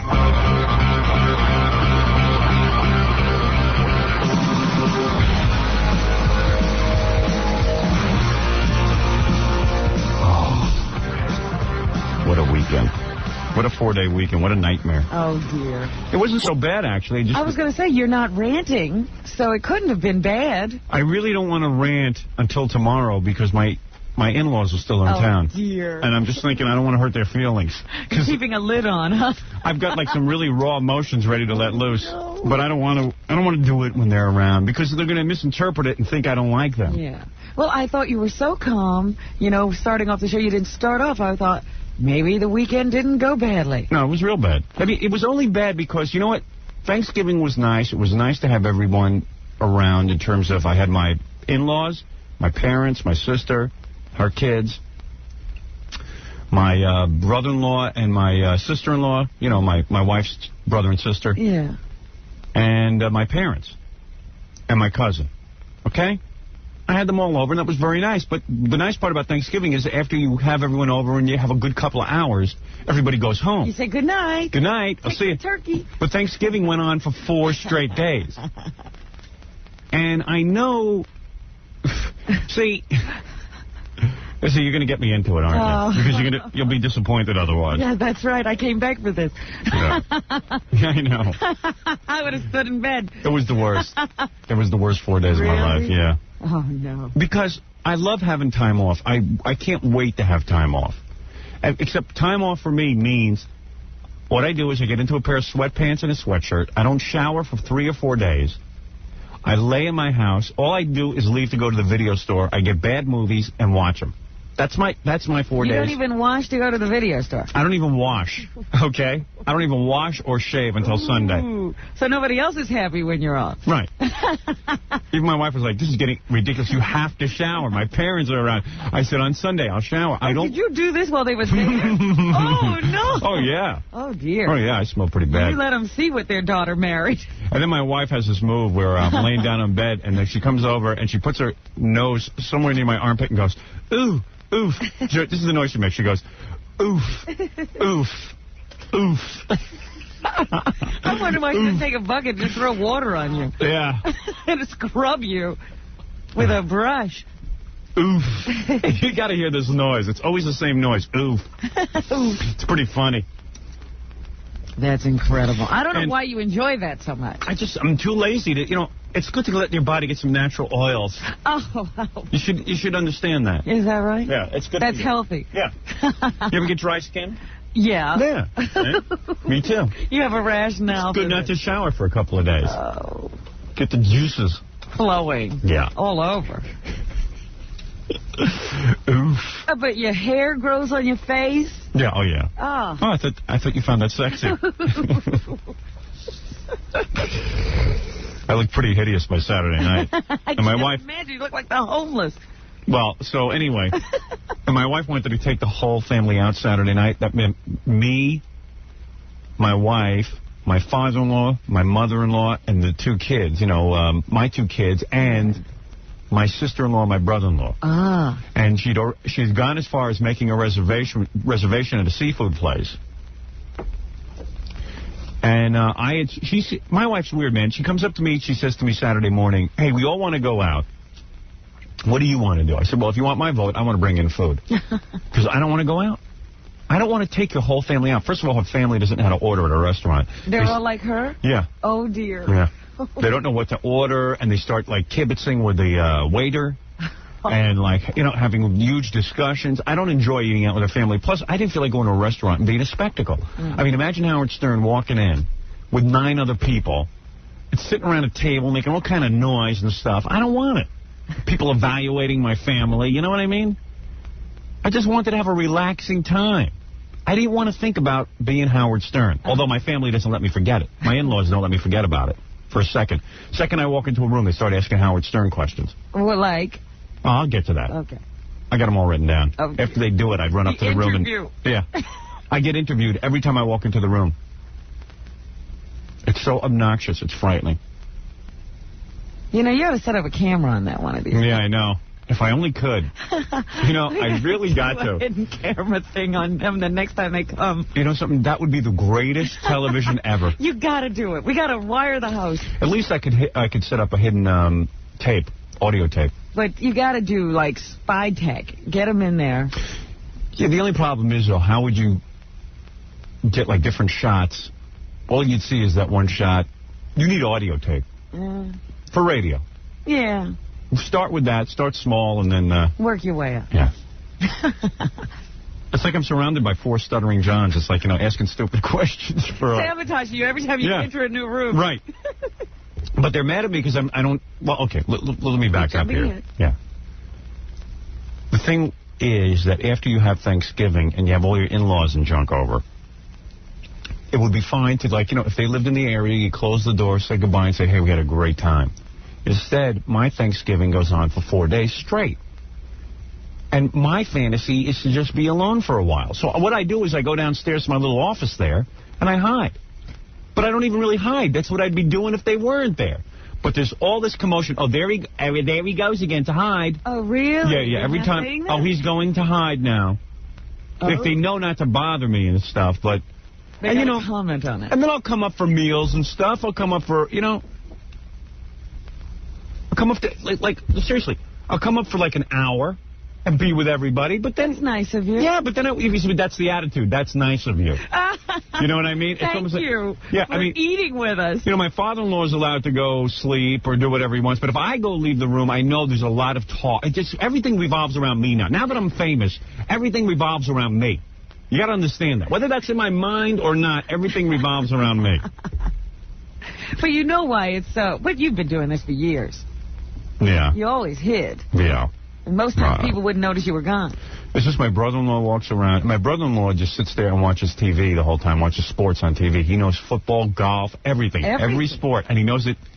We were watching John Daly play golf on Sunday. You know that guy? Remember the guy who just came in out of nowhere and won that tournament a couple of weeks ago? I heard about it. I didn't know his name, though. Yeah. He was watching John Daly playing golf. It was kind of interesting, too. You got into it. Yeah, well, if you got my brother-in-law explaining everything to you, he could get into it. Next thing I know, you'll be out on the green with some clubs. Yeah, well, no, I would never be on the green, but I was kind of enjoying watching it because of this guy, John Daly. He hits the ball like 350 yards. Yeah. Everybody else hits it like 250, but he hits it so erratically that it goes off into the bushes, but it's really fun to watch. It's like some madman playing golf. Win? He doesn't. He won once. It's a fluke. Fluke? Yeah. No. Did anybody watch golf on Sunday? Oh, dear. No, seriously, I want to know if he won any of the skins. What's a skin? A skin is, you see, I learned everything about golf. A skin is 4 guys. They have Jack Nicklaus, John Daly, and 2 other guys. They go out to each hole. Yeah. And let's say every guy there makes it on par, 4 holes. Right. I mean, 4 shots to get it in the hole. Then no money is won. The first guy to win a hole wins $50,000. If they don't get it on the first hole, the second hole, you can get $100,000. Then you get $150,000 for the hole if it keeps building to each hole. Do they go 18 holes or just... I forget how many they go. Yeah. But they just go. And when you win that money, it's called a skin. Oh. So this guy, John Daly, can hit it further than anyone, except he never gets it in the hole any faster than anyone because he always hits it like into the sand or something. He's got to get it out of the rough or the sand trap or whatever. Just because he hits it far, all the other guys are able to get it in just as many shots. Yeah. It's really kind of weird. But the ball's up in the air for like 7 seconds, which is unbelievable. Is that true? Yeah. The hang time. See, I don't know anything about golf. I don't know how long the ball stays. I didn't know anything about golf, but it was pretty cool watching it. It's like someone who's got a real loud singing voice, but it's not in tune. You know what I mean? It's like, did you watch golf? No, but our producer in L.A. just called. He's won 6 skins the first on Saturday and 2 skins yesterday. Who won? John Daly? Yeah. So Daly won the skins? Well, 6 holes or whatever, 6 skins. So he won about $300,000. Did he? Wow. Well, if you were watching so much, how come you didn't know this? Because this was going on and on and on. I stayed with it for 5 holes. Nobody won a skin. Huh. And he won the PGA Championship. He was like one of the youngest guys to win. Yeah, well, that was the fluke that got him involved. But everybody likes him. The only reason, in fact, he's considered worse than all these other guys, but the reason they let him play is because he's so exciting to watch him hit the ball. Yeah. And it just goes into, he hit it into the woods at one point. And then he got it out. And Not on the course. He hit him into another set of woods. Yeah, I don't know where he hit it. He hit it somewhere. It was pretty wild. Is he the guy who was, like, overwhelmed by all the attention once he finally did win because nobody ever expected him to win? He was a guy who drove himself to the match and was exhausted, had driven all night because he had no money. It's pretty funny. Oh, yeah, that guy won $300,000? Wow. Jeez. Now you better start learning how to play. No, that's one game I know I can never play. You want to get out of radio. Yeah. $300,000 for hitting that stupid ball. But it is a tough game. Yeah. You can see how frustrating it would be. But my brother-in-law watches TV the whole time. Does he play any sports? He says he does, but I've never seen him. Okay. I've never seen him actually play a sport. He just lays on the couch and watches tons of sports. I mean, but non-stop. I can't describe the situation to you. I'm talking about the TV in the living room is constantly blasting, and it's constantly playing sports. And he's really intently looking at it. He's not just... Oh, on Thursday, they showed up, and we had Thanksgiving. But all Thursday afternoon, there was a football game going on. I don't know what game, but there was a game. Friday was college football, 2 different games. Saturday was all kind of games. Basketball. It was endless. Wow. Golf. And the guy knows every channel to turn to and what time every game is on. And he's back and forth. But you never saw sports. This is like endless sports. I've never seen anything like it. And it's the same ritual. As soon as my in-laws land and get in for Thanksgiving, immediately my father-in-law says, what new videotapes do you have? Because, that guy from Warner Brothers sends us videotapes. Right, yeah. So it's a whole big deal that he starts going through all my stuff and all my videotapes and stuff. And then, and my brother-in-law's down there going through all my stuff. Even my wife said, maybe you want to pull the videotapes for them before they get, and it's just like, it's constant videotapes. You think they'd never seen a videotape? Yeah, it's unbelievable. And my father-in-law's like into videotapes. Like, he has to watch videotapes. Even if you videotape shows, he has to constantly be watching video. It's like weird. He videotapes everything. I told you that. He videotapes. And everything's got to be seen on videotape. So he can't watch anything when it's actually on? No. He's got a videotape? No. Oh, boy. He's really into videotapes. So how did they get there from the airport? Taxi. Okay. Yeah, we sent a cab from, thank God. I didn't have to go pick him up. That would have been a disaster. Two different trips to the airport on Thanksgiving, the worst travel day of the year. Yeah. And they get there, and we have the Thanksgiving and stuff, and that was fine, but you just can't close the door, because Thanksgiving goes on all weekend. No, everyone's there, and the constant meals and cooking and eating. Well, people have to eat out. I know, it's just like, it would be great to have a couple. I mean, I finally got some days off, and I got people at my house. You know what I'm saying? Well, and the constant questions, and the questions are unbelievable. I mean, it's when I walk into the room, it becomes nonstop Howard questions. I didn't hear one question. They're firing at you like my in-laws didn't ask. Press conference? They didn't ask. Yeah, it's a press conference, and they don't ask one question. And I keep trying to change the subject to the kids. I tried to change it to my sister-in-law's job. She's got a job. She's got a career. Why isn't anyone interested in it? I try to ask my brother-in-law about his travel business or my father-in-law some question, but it's always comes back to you, huh? It's unbelievable.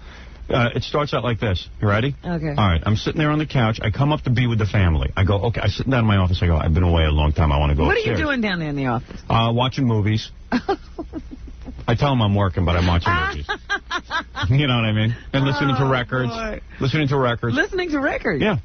I listened to CDs. Yeah. I even listened to Michael Jackson's new album. Oh, dear. I did anything to just pass the You time. must have wanted to avoid your family. Yeah. No, I did a lot of work, too. I got some things done. I had to prepare for the television meeting today and all that kind of stuff. How was Michael Jackson's album? It's horrible. Oh, okay. It's really horrible. It's dreadful. It's just... What's good is U2's Joshua Tree. Baby? No, Joshua Tree. Joshua Tree, that's the old one. Yeah, I had never even heard that. Oh, no. That's how far behind I am. That's a great album. Octoon Baby, how's that? Octoon Baby. Octoon Baby. Imagine working on an album for like a year or two and then naming it Octoon Baby. Baby. Yeah. Oh. How is that? Any good? I only heard that single. I haven't, but it was #1 this week, so. Yeah. What do I know? Yeah, what do I know? So anyway, I'm sitting there and the press conference begins. You know, my in-laws, everyone. My mother-in-law goes, how is your friend David? David who? She's talking about David Letterman. Oh. How is your friend David? I'm just giving you sample questions, all right? But you know what they're talking about. No, of course not. Well, how would I know? I do exactly what you just did. I was stupid. No, I do exactly what you just did. I go, David who? But I know it's going to be something stupid about my job. Oh, dear. How is he? And you know what? They don't even listen to the answers. That's the amazing thing about it. Nobody listens. Yeah. All they do is talk over each other. It's blah, blah, blah, blah, blah, blah, blah. I tried holding a conversation with him. Yeah. My mother-in-law said she'd be asleep till about 8 o'clock so we could talk about that. But it's always blah, blah, blah, blah, blah. Nobody really converses. Oh. So it's because nobody's really interested in the answer. But there's too much going on. Well, why do you think they start this up? Because I'm there and everyone feels that they have to get these questions out. Everything is about me, though. It's constant me. I'd like to sit in a room with people where they wouldn't talk about me. But my job is so interesting that people can only focus on me when I am in a room. Only me. But I don't understand if they just ask the question and then go on to something else. No, but I have to start being rude after a while. I'll answer one or two of the questions, but then I have to start giving short, snippy answers, and then eventually I get so nuts, I walk out of the room and go pretend like I'm getting something to eat in the kitchen. But then I hear him in there, they go, oh, he's hiding. Now he's hiding. He's hiding. So they comment on me leaving. Oh, boy. But who wouldn't leave? Who wants to talk? I mean, I talk about this crap 500 hours a day. I want to just be a regular guy at home. Well, you think at home you could be. I want to talk about the kids. That's the place you're supposed to go to be a regular guy. Yeah. No, not with my family. And, you know. And, you know, I don't want to be a big shot. Down, yes. No, they don't. Well, they come in from Florida and they want to know everything. And then, you know, my father-in-law every minute goes, we get the TV show now, but we get it at 3 in the morning on our station. Our show is aired 3 in the morning in Florida. Oh. In his section of Florida. But that shouldn't bother him because he videotapes everything. He videotapes. He watches it on video. What is it, Gary? Is that is that the Tampa area? Yeah. I found out that Tampa airs the show at 2 or 3 in the morning. 3 in the morning, my father. Well, it's 2 or 3 depending on... Content? Yes. That was one of the things I found out. Our TV show is so stupid. How in the world can anybody find it? Yeah. 3 in the morning. What week it is. Well, I mean, why bother running it? I wouldn't, you know, I've said this to the syndication company. Why do you bother running it in Tampa at 3 in the morning? Then just say we can't run it in Tampa. Is it just to get market clearance? Because at 3 in the morning, what's the point? I'm working too damn hard to have some yahoos in Florida tell me that my show can't air before 3 in the morning. That's a lot of crap. 2 or 3. Yeah. What do you think, the people in Tampa can't handle it? Oh, man. Like, people in Tampa are any different than people in New York. They're not. They're the same idiots. What's wrong with the rest of the state of Florida? They're all doing fine with it. Yeah. I mean, that's not even TV anymore. That's a nightlight for people. That's just like if somebody accidentally leaves the set on. Somebody's got us confused with Sermonette. Yeah, right. I mean, can you imagine our show airs, and according to my father-in-law, it's 3 in the morning more than it is 2 in the morning. I'm sure it is. He's never seen it at 2 in the morning. Because he tapes it. It's 3 a.m. 3 a.m. I wonder what our lead-in is. Yeah. Yeah. That's pattern. I think it's the Green Grocer or something. Yeah, some home shopping thing. Mr. Juice Fix-It Man. One of those half-hour commercials. Yeah, somebody thinks we're selling something. I saw some commercial on Channel 9. Like, it was a half-hour show, but it was a commercial for your personal power, and there's this guy. Tony Roberts, or Robbins. Something like that, but a white guy. Yeah. And he looks like, He looks like Lurch. Right, that's yes, it. That's the guy. Lurch. No, he looks like Lurch. He's Lurch. Randy Travis and Lurch, that's it. It's Lurch. I mean, this guy is Lurch. Yeah, he only needs a couple of bolts in his head or something. You saw him, too. Yeah, I've seen him a lot. Fran Tarkenton introduced him. Yeah. That's Tony Robbins. And I'm like, something. oh, man, Lurch. I said, this is Lurch from the Addams Family giving me personal advice and talking about how I can be a better person. Lurch. It's exactly Lurch. You ever seen this guy? Yeah, because I've seen Fran Tarkenton interviewing him. Yeah, oh, it's embarrassing. And there's a lot of people kissing his ass, this guy. A lot of people have been saved by him. And everything he says is completely stupid. Yeah. It's stuff that you know anyway. He's a complete dick, this guy. And he's so full of himself sitting there with his little theories. Oh, yeah? Oh, you would really think he had an answer for something. It's unbelievable. Oh, man. What's his name? Tony Robbins, I think. But he sounds like an attaché case full of tape. Yeah. Yeah, right. Oh, yeah. Hey, Tony Robbins. You. All right? I'm with you. Tony Robbins. How did you come across this theory of positive thinking? Yeah. Wait, I got to tell you about the rest of my press conference with my in-laws, though. Let me take a short break here. We'll be back right after these words. First. Hello, Willie? Willie there? Willie who? Do it! Willie who? Do it! Willie, do it! Willie, do it! No. Thank you.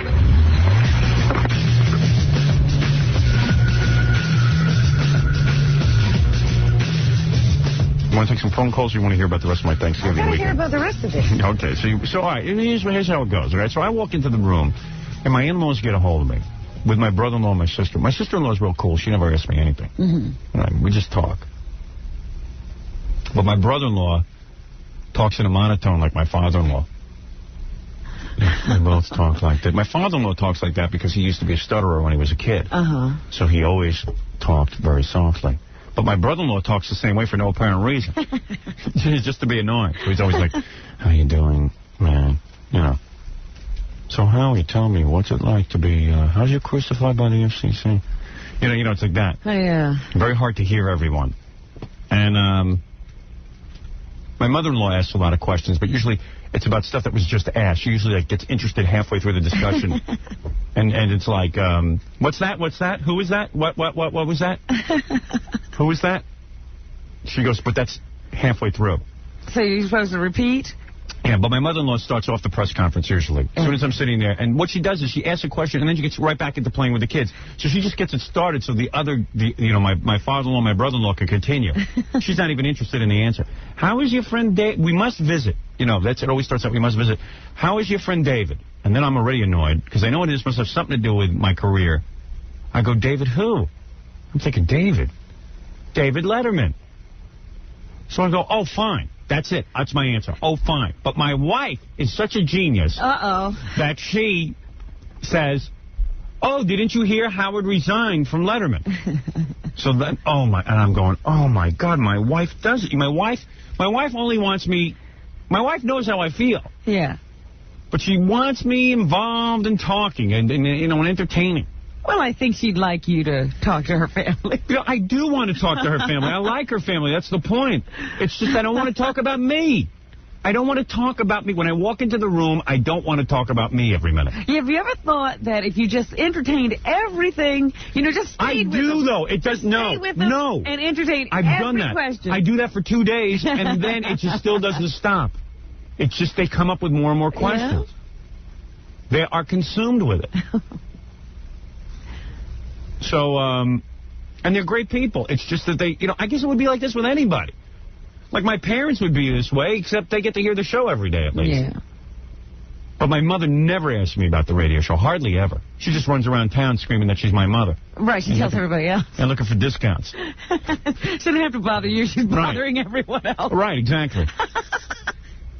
My father does, my father will ask me one question, maybe 2 questions tops. But he's sort of filled in on the show. Right. My in-laws come out from Mars, and then they come to complete updates. They want complete updates. So my mother-in-law goes, how is your friend David? So I go, David who? David Letterman.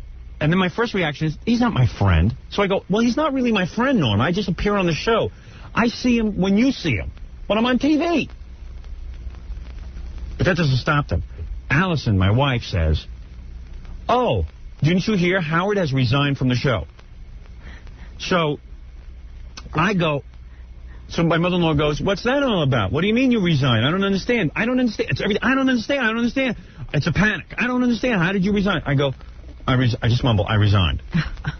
My wife goes, well, tell them the story. I go, honey, now I get, you brought it up. Why didn't you tell them? You seem pretty well. Oh, I don't tell it good. You tell it. I go, I'm not. So that's where I walk into the kitchen to get something to eat, and then they start screaming that I'm hiding. So my wife starts trying to explain my resignation from Letterman, getting, you know, like saying all kind of weird stuff, but I don't even care as long as she's talking about me resigning. Does anybody else get this bug? I don't know. I say to myself, I don't get bugged. I guess so. You got a great scene. I tell you, I get nuts. But my wife knows better. You know, well, that's what I'm wondering. Why did she do that? And then she goes, oh, you're too uptight. You know, it's just, she just does it to me. She sabotaged me because I was really trying to get it off me. Yeah.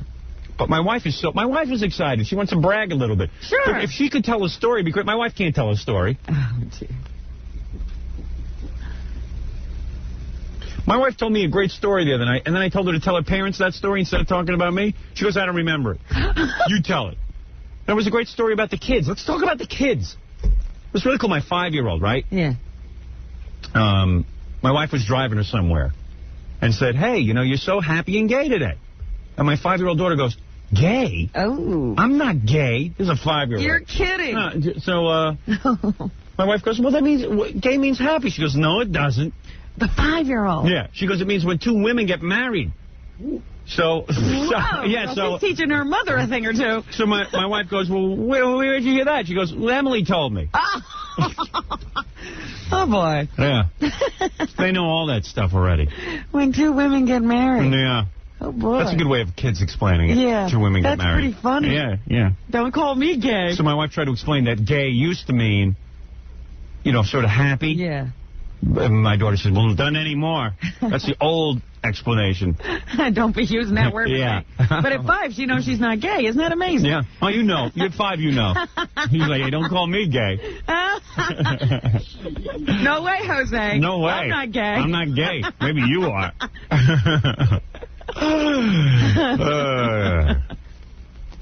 You know, and then the kid was all, Daddy, Mommy called me a homo. Oh, boy. But that's a funny story. Those are the kind of stories families should be sharing. Yeah. Not my career. My career, everybody. Okay, 1 or 2 questions. My career, endlessly. That's why I won't walk into the room. Yeah, all of a sudden you're back at work. Yeah.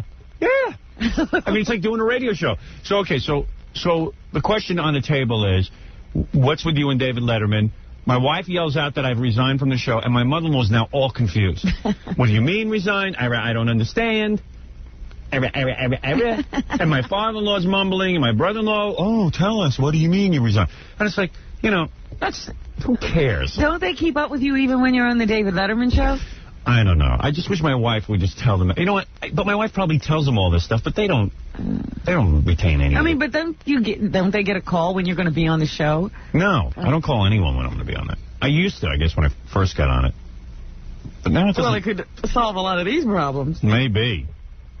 So then my father-in-law will follow up, okay? He'll go, how is that MTV fellow? What MTV fellow? Right. You see how you get how is that MTV fellow? Yeah. We're supposed to know what he's talking about. What's that? So I go, what are you talking about? I don't know anyone from MTV. That MTV fellow who went down to Florida. Oh, dear. So I go... This is like a game show. Yeah.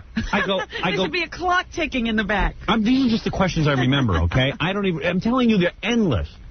It's endless questions. Do they give you time to think, like on Jeopardy? And now I just go... I mumble. I go, I don't know what you're talking about. I have no clue as to what you're talking about. But this conversation doesn't stop with that. If it stopped with that, I'd be fine. My father-in-law doesn't even know what he's talking about. It's just they want to know. Do they really want to know? Could they care? No, they don't. They don't even know they don't care. If it was something they could care about, they don't even care. There's no answer for any of this. They're just making conversation. It is endless conversation that is meaningless. Well, that's terrible. Then, and then when I try to have meaningful conversation, my brother-in-law thinks I'm picking on him.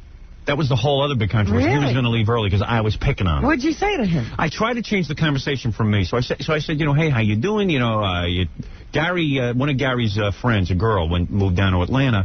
I was going to set him up with her. I said, hey, because I got plenty of girls. Well, I got this one, that one. I want to get married, but this one has, has a birthmark. This one has a piece of schnout hanging from her nose. This one has, and I'm hearing this. I said, maybe you really don't want to get married. So he said, what do you mean? I go, you sound immature when you say you want to get married, you have all these women, but you set yourself up like you're some kind of prince, and you're going to find something wrong with you're taking the most minuscule thing. It could be a birthmark on her ass, and you're taking the most minuscule thing. When you want to get married, you find companionship, you find a friendship, and you go ahead and get married. I was ready to get married. You get married. I said, if I picked apart everything on your sister, you think I would have married her? I could find a million things wrong with her. Maybe her ass is too flat. Maybe her legs are too thick. What am I going to do? Maybe her breasts are too small. Because he'll go, oh, this one's really nice, but her breasts are too small. And it's like, did you ever think you should stop going around saying you want to get married? Because you don't. Because being married ain't about, you're going to find something wrong with her. Sure. Her breast's going to stink in the morning. Oh. You understand what I'm saying? I said, that's an immaturity. Sure. He doesn't want to get married. I agree with you. And I said, but I wasn't putting him down. I said, you got to stop saying you want to get married. You don't want to get married. Well, he got insulted. Oh, I'm immature. He was missing my point. Oh, so you were calling him names. Right. So then that whole thing turned into a big fight. Oh. And he was all upset. Oh, dear. But then I tried to explain, I'm not putting you down. And then my mother-in-law gets upset because she thinks I'm putting down her son. Oh. But she walks in halfway through the conversation. She hasn't even heard it. But she immediately takes his side. She thinks that I think I'm a big shot. I know that. But I am a big shot. I know something. Oh, goodness. Will you calm down? You're out of the house for a little while. Calm down. Yeah. But you understand what I'm saying. I was just having a philosophical discussion, not a put down. Well, you shouldn't try to fix your brother-in-law either. I wasn't. I was saying to him, be yourself. You don't have to. You're advising. Let him have his fantasy. I said, don't every minute say you want to be married. You don't want to be married. If you want to be married, you could have been married 10 years ago. Leave him alone, because you're only going to start trouble. Yeah. But the point is, I enjoy having discussions about anything but me. Yeah. I'll talk to you about politics. I'll even talk to you about golf. I know nothing about golf, and I can have a discussion with you on it. Sports, anything. I don't want to talk about David Letterman. And you should hear my wife botch up that explanation. We should call her and ask her to explain why I resigned. She should explain to us. I'd like to hear that. Why did I resign from Letterman? She can't get it out. And I don't. And then I say to myself, hey, am I being a big shot here? So then I come up with some lame-ass explanation. Oh, well, it's just, I didn't really resign. I go, I don't know what to say. I don't know what to say. It's just, why did I resign from Letterman? What, am I going to go into the whole story? Yeah. Kind of involved.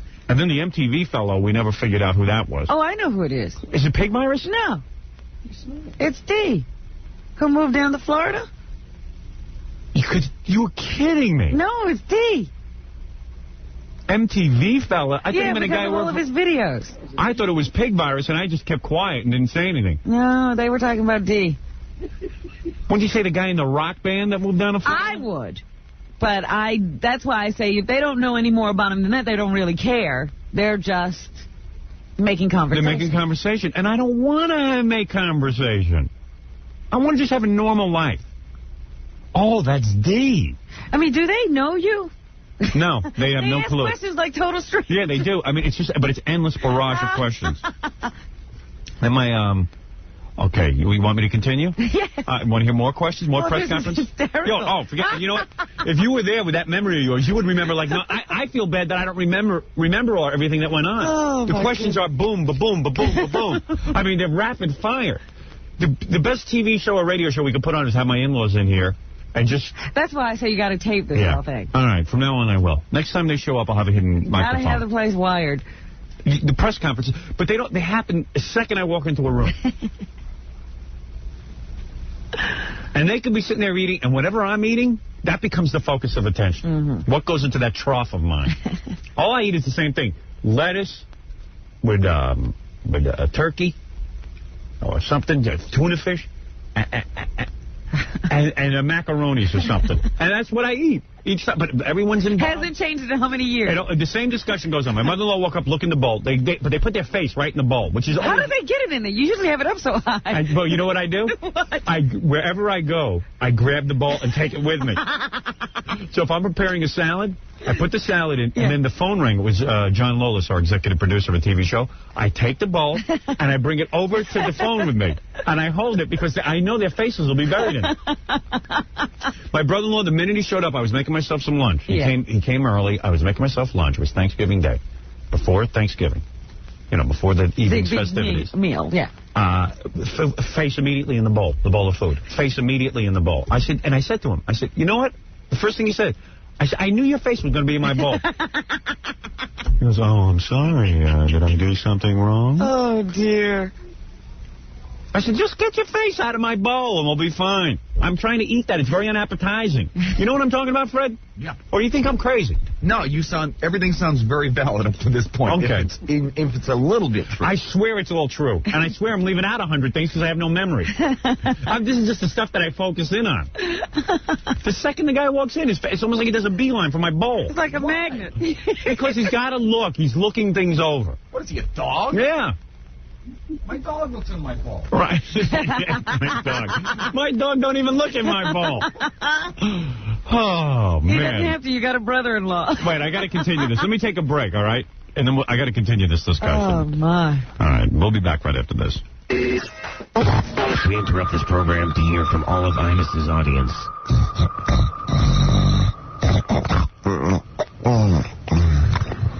Now, back to Howard Stern.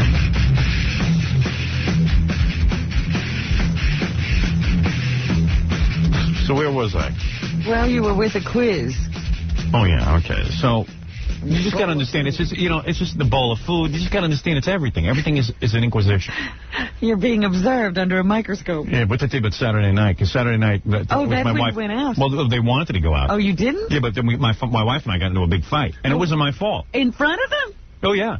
Oh, no. Oh, yeah. The worst thing you can do. Absolutely. But then Sunday we were all lovey-dovey. And they thought, well, we can leave with our daughter still married. Yeah, that's always weird. Like when I'm kissing my wife or something in front of them, I wonder if that's weird. I wouldn't want to see some guy kissing my daughters, you know what I mean?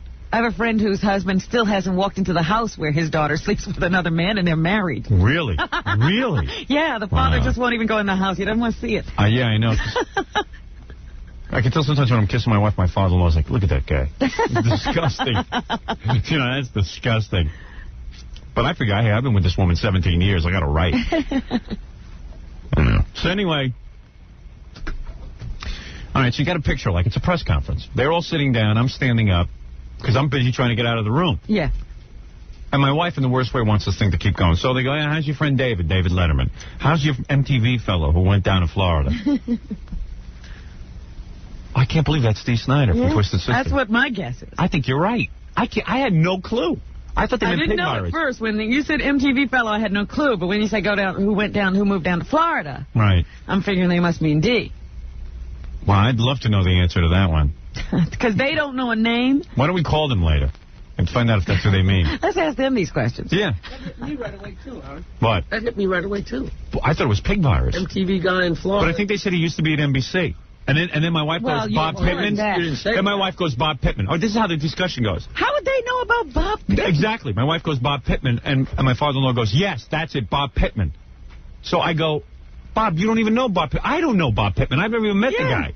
He was just trying to get in the conversation. Yeah. And then I go, oh, you mean, so my wife goes, you mean Dom Fioravanti? And then my father-in-law goes, yes, that's it, Fioravanti. Oh, dear. He just wants it. Like I said, they don't know you. No. They have no clue who you are. No. And this is endless. Then they wonder why I run from the room. If it was a pleasant conversation, I have politics, anything. Total strangers ask you more intimate questions. Right. I mean, it's like being amongst a bunch of fans. I mean, it's just a nightmare. And I'm running from room to room hiding. It's weird. It is just weird. Wow. This is torture. No, it's torture. I thought you were exaggerating. I'm telling you, Wednesday when you were carrying on. No. I said, you know, he was going to have a fine time. He just exaggerated. Well, I had a fine time just laying down in my office on the floor in the fetal position. I said he'll be hard-pressed to make up something to match this tirade he went on Wednesday. But in all seriousness, I do enjoy some time alone on a time off, you know, a 3-day weekend. Oh, everybody knows that. You know, everyone needs some downtime. I want to just lay in bed. When you talk for a living, you don't want to talk. Right. I can't explain that to anyone. And everyone says I'm being a big shot, including my mother. But I'm not being a big shot. But anyway, I know when I'm being a big shot. And I guess I'm, you know, and then I get into that whole weird thing like, you know, hey, at least I'm, you know, doing well with the radio and everything. Maybe I should be happy about all this. But you know. Well, you are. Yeah. But you still would like to be left alone. Yeah. But then my mother says to me, you know, you do have a family, and if you want to be left alone, you shouldn't have a family. I said, no. I want to be with people. I just don't want to talk about me every minute. You can't control the conversation. I go, well, obviously. But even now, somebody's got to understand that those questions are out. Wait, you can't even figure out what they're talking about to answer the question. All right, so then my mother-in-law will jump in, okay? So the press conference has gone around the room. Oh, then my brother-in-law will jump in and go, hey, how are the sales on that Crucified by the FCC? Oh. And I go, oh, fine, it's selling fine. Can I have a copy? Because the copy you gave me, I lent to a friend, and his house burned down. Okay, I run down and I get a copy. Then my father-in-law says, is that copy for us? Oh, dear. I go, well, I gave you guys a copy. He goes, no, I don't. I go, oh, that's right. I gave you a copy, but I run back down and get them a copy. Then my sister-in-law feels bad. She didn't get a copy, so we give her a copy. You got to understand, everything revolves around me when I'm in the room. I can't be in the room without... As soon as you leave the room, they calm down. Yeah, but they go back to whatever it is they do. I don't know what they do. Because you can't be there. They pile up all the newspapers on my brand-new couch. That's what they do. And we just put in a coffee table? Yeah. Everyone's feet goes right up on it. My sister-in-law, her big mistake was she wears like shoe slippers. You ever see these things? They're slippers like with heels. They almost look like ballet slippers. Oh, I know what you're talking about. The things I've got on today. Let me see. Like these. Exactly. Except they have a little bit more of a heel. This is a little heel. Okay. That's exactly what she wears.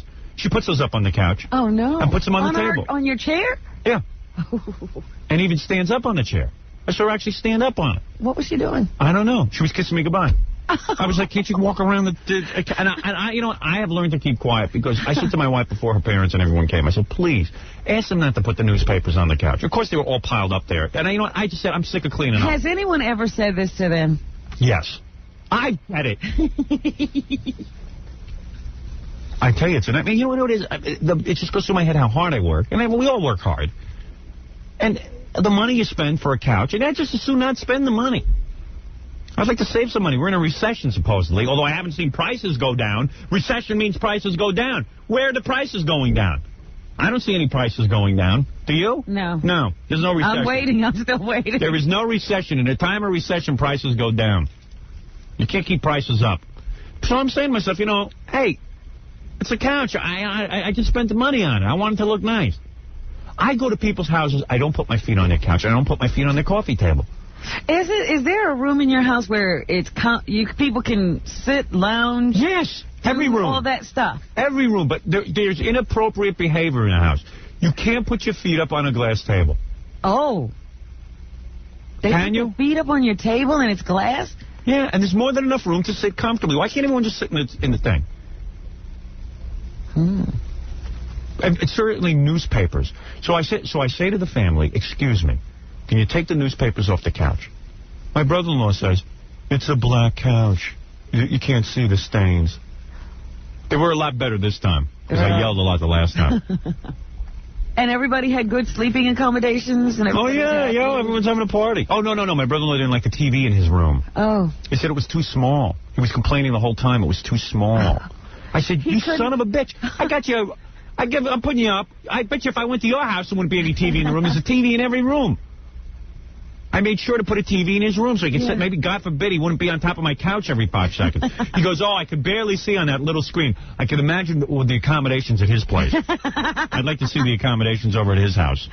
Oh, no. I'm sure they all sleep well. They're exhausted from the press conference, from dreaming up all the questions to ask me.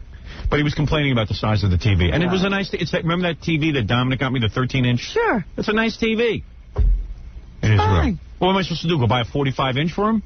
Yeah, big screen. Yeah, big screen in there. I mean, it's unbelievable. Complaining the whole time about it. Gee, I could barely see the game. Stuck in that room. He couldn't watch another TV. No, I couldn't do that. And I go out and rent the movies from the video store. Complaining could hardly see the movie. Oh, well, that you don't with watch a VCR. A movie on a 13-inch. It's got a 13-inch with a VCR. With a VCR. I didn't tell him to use the VCR. It's fine. You could, I'm saying make do for the weekend. Excuse me. I wouldn't complain. Right. You'd be pretty happy. Yeah. That was his other thing he was complaining, too, about Saturday night. So, well, let me just finish the press conference, okay? So, okay, then my brother-in-law, how's his tape selling? All right, so you do that. Then, you figure after, maybe it's done now, right? Because I leave the room and then I come back in.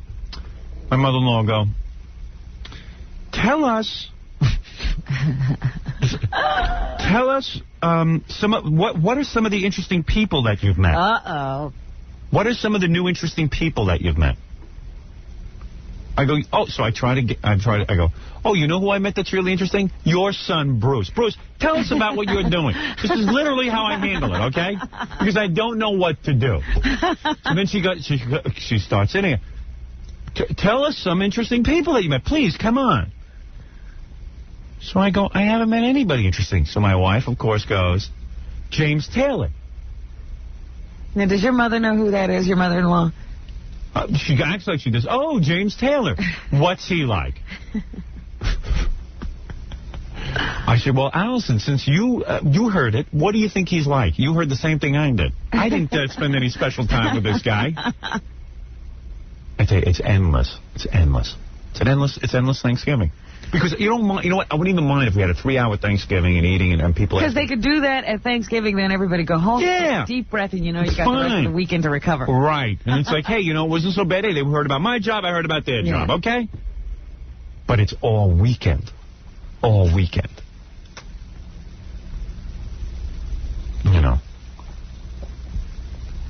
Oof. It's frightening.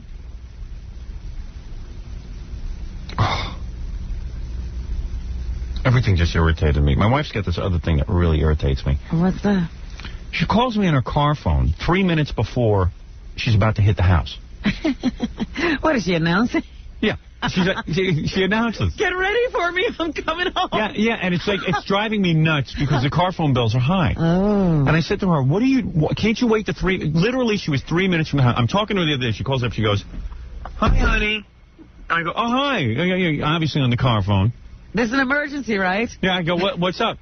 I'm doing some errands, but I could finish all my errands, but I go, when are you coming home? Oh, I'm 3 minutes from the house. I go, then why did you call? Why didn't you just come home? I wanted to let you know I was on my way home. I go, but literally she was 3 minutes. I timed it. Yeah. 3 minutes. What, am I supposed to start the trumpets? What do you do when she comes home? It's unbelievable. And the car phone bills reflect it because it's a lot of money. Yeah. You have a car phone, you know. I mean, she used to have one. Well, yeah. Yeah. They got that, too. Yeah. Robin's car got ripped off last night. Great. My heart goes out to you. I got my radio. How'd you get that? You brought it with you? I took my radio with me. Oh, good. At least those bastards didn't get that. I got them. Right. They weren't listening to any good tunes. Oh, man. I was going to say, because you just put in a pretty expensive radio. Yeah, but they got everything. You know how I was gloating about the fact that those speakers were bolted to the wheels? Yeah. Well, they just took the wheels and everything else. They took everything. Wow. That sucks. Because I've been really upset. My battery just keeps dying. Well, you don't use your car. No, but I mean, it's ridiculous. I do use it. You have to, you know what? What do? You go get the car recharged. Yeah, right? Wait a minute. Let me ask you this now. Then I drive it around. For how long? 15, 20 minutes. That's not enough. Yeah, I know. Not to recharge. Well, what am I supposed to do? Drive around? Yeah, for about 3 days. You mean a car? Yeah, I have to drive for hours? That's right. Yeah, that's ridiculous. Well, you just jump it and you drive around for 15 minutes, right? Neil told me there's he told me there's a device now that cuts off your battery if you don't use it for a couple of days. Cuts it off from everything else, yeah. Which I'm going to get. But, how often do you drive that car? A couple of times a week. And it still dies. Yeah, something's wrong. Once it lost its charge, you're going to have that trouble. Yeah. It sucks. Unless you drive it a lot. Because it only charges while you're driving. I mean, even, Yeah, something. stop and going isn't good, like right around your neighborhood. You need some extended driving. So then Saturday night, my wife wanted to take the whole family out. Now, how are you going to do that? I don't know. Were you going to rent a bus? Yeah, really. Now that you think about it, we wouldn't have been able to do it. How were you going to do that? Man, we have no car. We only had one car. I couldn't fit all of them in. I have to take them in boatloads. And I said to my wife, asked me, this is what my wife does, okay? God bless her. All right, I love the woman. Let me preface, I love my family, all right? You know what I'm saying? It's hard to spend 4 days with anybody, especially a house full of people, especially for a guy who likes to be alone. Yeah. Because he's around people all the time. And I love my in-laws. I like them to show up and, God bless them. They play with the kids all day. It's beautiful. So, where was I? Oh, yeah. You were telling me about the Saturday night. They decided. My wife says everyone wants to get out of the house. Well, I can imagine. Yeah. Everybody must have been crazy. I didn't want to get out of the house. I was enjoying my time alone. But these aren't people who like to sit home. Yeah. Yeah. So she said, what do you want to do? I said, look, I haven't showered in 2 days. But what I want to do is I want to bring in food. All right? I'll bring in any kind of food you want. I don't want to get started with taking the whole family to dinner. It's just going to be really annoying. Because I know how our parents order. I know it takes them forever. And they kibitz and they have to have discussions with the waiter. And my father-in-law complains about the food anyway, no matter where you take him. Really? He was complaining all about Thanksgiving. He lives in Florida, the Tampa area, which has the worst food you could ever imagine. You want to vomit when you eat this food. The water smells even. I mean, that's how bad it is. You drink from the tap, you could die. Oh, dear. The ice smells. Everything smells. But he's got a whole opinion on everything. The desserts on Thanksgiving, horrible. Chocolate was too sweet. The cakes weren't good. Oh.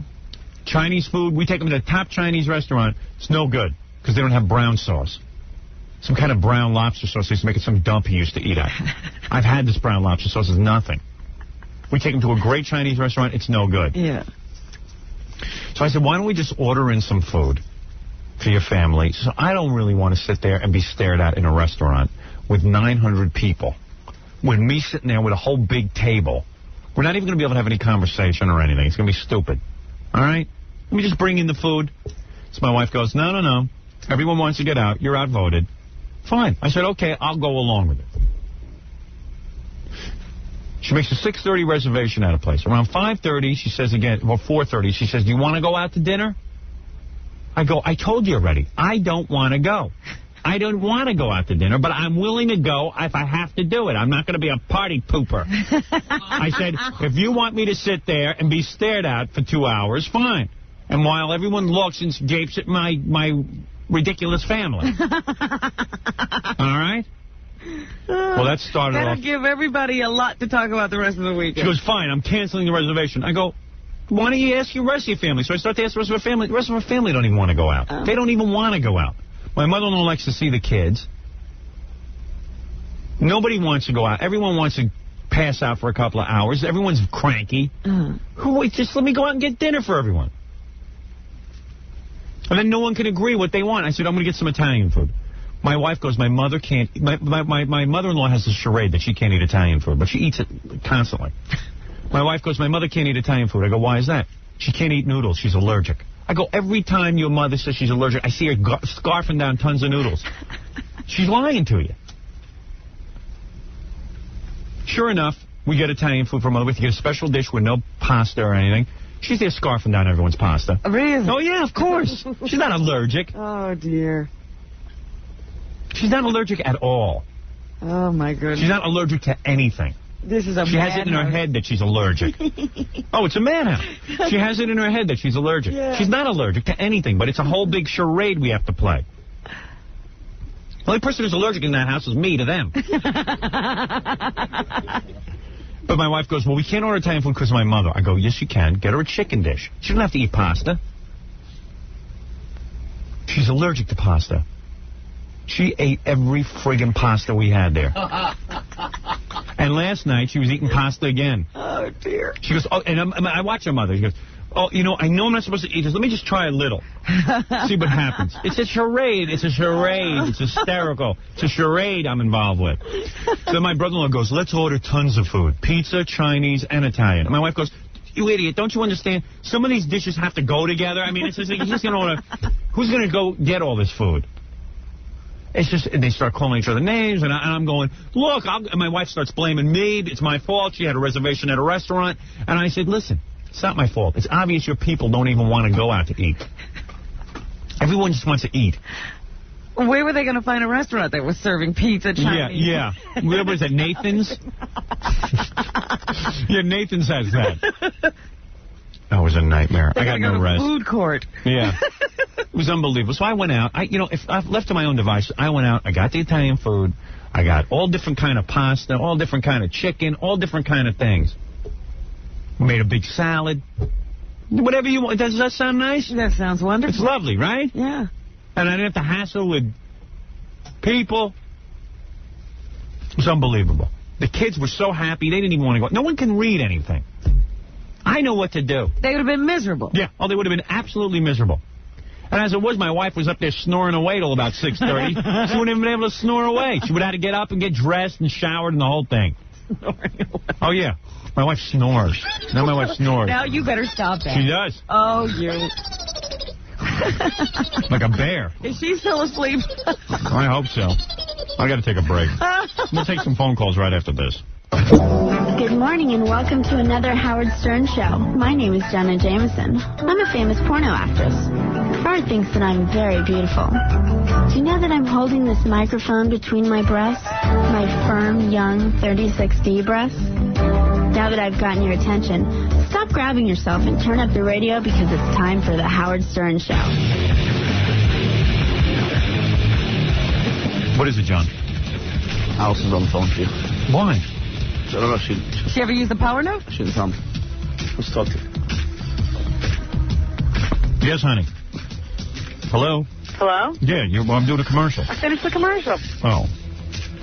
The power note is, she's just calling to impress her parents. My parents don't even know. I just got out of the shower. I just have a burning desire to defend my life and my family. Why? Why? You didn't hear the show? I heard a little bit. Who called you? No. Gail? No.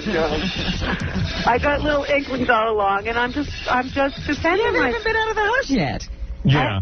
How did you hear? You heard bits and pieces of the show. Right. So why wouldn't you call in? Why do you call in after 10 o'clock? Because I had to get the kids off to school. I meditated. I showered. Because after that, Melissa Gilbert was on, so I said, I'll go in the shower. I'm not going to disturb that.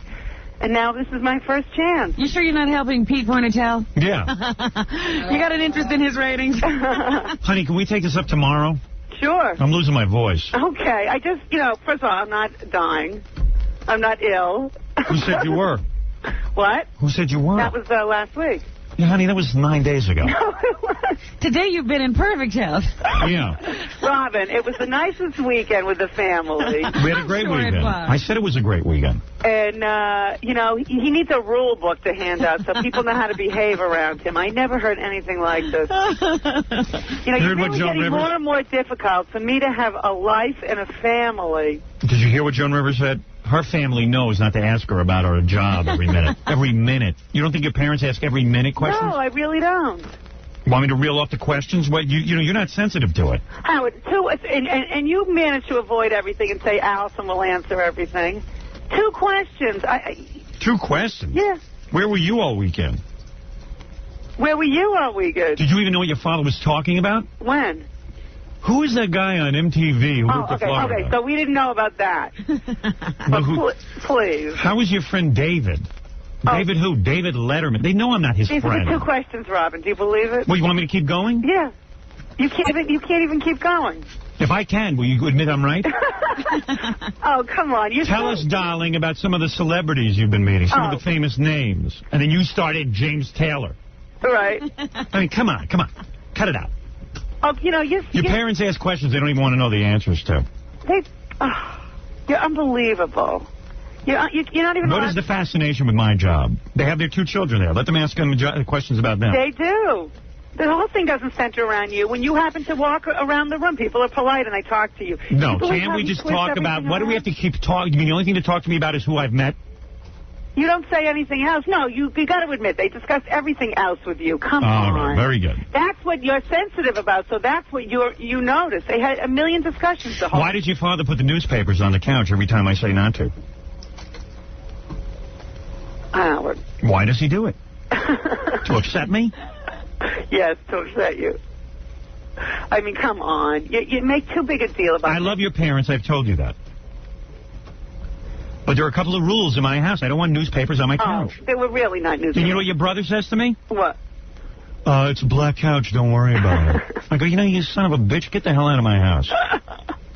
Oh, you are so exaggerated. No, you know what it is. I look forward to having time off. And then, it's a hassle. Well, you know what it is? Thanksgiving's nice, but it goes on all weekend. Yeah, but what are they supposed to do? No. I'm into it. Out of town. I don't say no. And I thought it worked out really well. I thought it was great. For having this many people, and for having a rainy day yesterday, it was fine by me. It was really wonderful. And I had a great time. I know you did. That's and the why kids loved seeing their grandparents. And I don't know why you act I wasn't complaining at all. Oh. I wasn't. Okay. I just made a few comments, that's all. Yeah, but you don't even realize what you pick out. You pick out the most negative comments, right. And you blow them up and exaggerate them. It was such a nice weekend. Yeah, it was. It was lovely. No one barely paid attention to you. No, every time I walk out of the room, it's, he's going to hide. No. I heard the comments. No, there's no. I have things to do. I have a life to lead. I can't sit and entertain your family for 4 days straight. Howard, there are no comments. You are sensitive to these things. Yeah. And there was no comments. No one even was concerned about you. How come when your mother says to me, how is David, your friend David Letterman, and I go, he's not my friend, then you have to jump in and go, Howard resigned from the show. No, because I can't have a... Then I'm forced to... Then my wife says to me, tell my mother why you resigned from the show. Oh, yeah, we were supposed to ask her to do that. Yeah. Tell us why. Tell us why I resigned from the show. Why did I resign from Letterman? I have no idea. You have a full idea. My wife goes, I can't explain it. You explain it. And it's like, I don't want to talk for you. I don't feel like talking about me and David Letterman. I did answer why you resigned. You didn't? I did. You didn't even hear my answer. You know why? Because nobody heard your answer. Nobody was interested in it. No, that's not true. I gave my... No, I ran into the kitchen when I was asked that question, and everyone said I was hiding. No one even notices you. Your brother notices me. Every minute he's noticing what's in my food bowl. All right, I got to go. Well, he's hungry. All right, very good. Goodbye. I love you. Goodbye. Believe me, plenty of women would like to be married to me. Don't let me hear you say, I hate to tell you, I was told I was... How was your day today so far, getting out of bed at 10 o'clock? Yeah, at 10 o'clock. I got up at 7:30. How's that period of yours? Is that ever going to go away? Hey, make that noise. I was telling Robin, whenever I don't shower for a couple of days, and you make that move, you come over and you start smelling my armpit. Oh. Make that noise. Go oof. Oof. That's the noise right there. Do it. Oof. Oof. She leans over and goes, You should oof. see the cat. You should see the cat jump on him and the cat recoils? And lick his armpits. Oh, God. She goes right for it. Cat loves me. That's what you ought to do. And then I know to stay away. He says I'm like a homeless person. He doesn't shower for days. I don't like to shower. And then my wife comes up, oof, oof. He expects me to... do stuff. Well, just give me nose plugs and I'll be fine. It's not that bad. I can imagine him coming after you if you didn't shower. Right. Oh, I wouldn't touch her. But I don't touch her. He does. He does come after me. And I say, listen, let me shower. Saturday night we did stuff even though she had her period. Oh, Howard, does everyone have to know everything? I'm losing the trust that You're the one who called in. It was good, though. We had a great time. My wife even took out some sesame oil. That's right. Couldn't find any KY to use. That was even better. I love you, honey. I got to go. Me too. All right. Goodbye. Bye-bye. I love that woman. Isn't she great? Isn't she fun? Oh, dear. Oof. Oof. Even though she's got that roadblock up on that certain part of her body that I'm not allowed to touch. Forbidden fruit. She calls in at 10 o'clock. I mean, I'm not interested in talking to her. Doesn't she know our hours? Yeah, I mean, All right, we'll be back right after these words.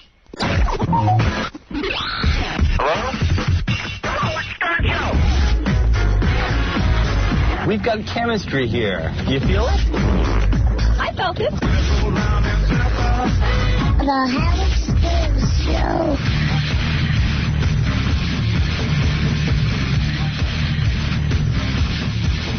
All right, so then Friday we're driving out to this house in Jersey because we had to tape a TV show there.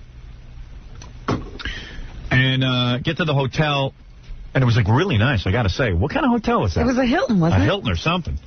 And by the way, we're never doing another house party. No, I would say that would be it. You couldn't top that one. No. It's just too much effort, too much work. And their houses are always 10 million miles away. Yeah, there's no such thing as a house party near my house. It's always 5 billion miles away.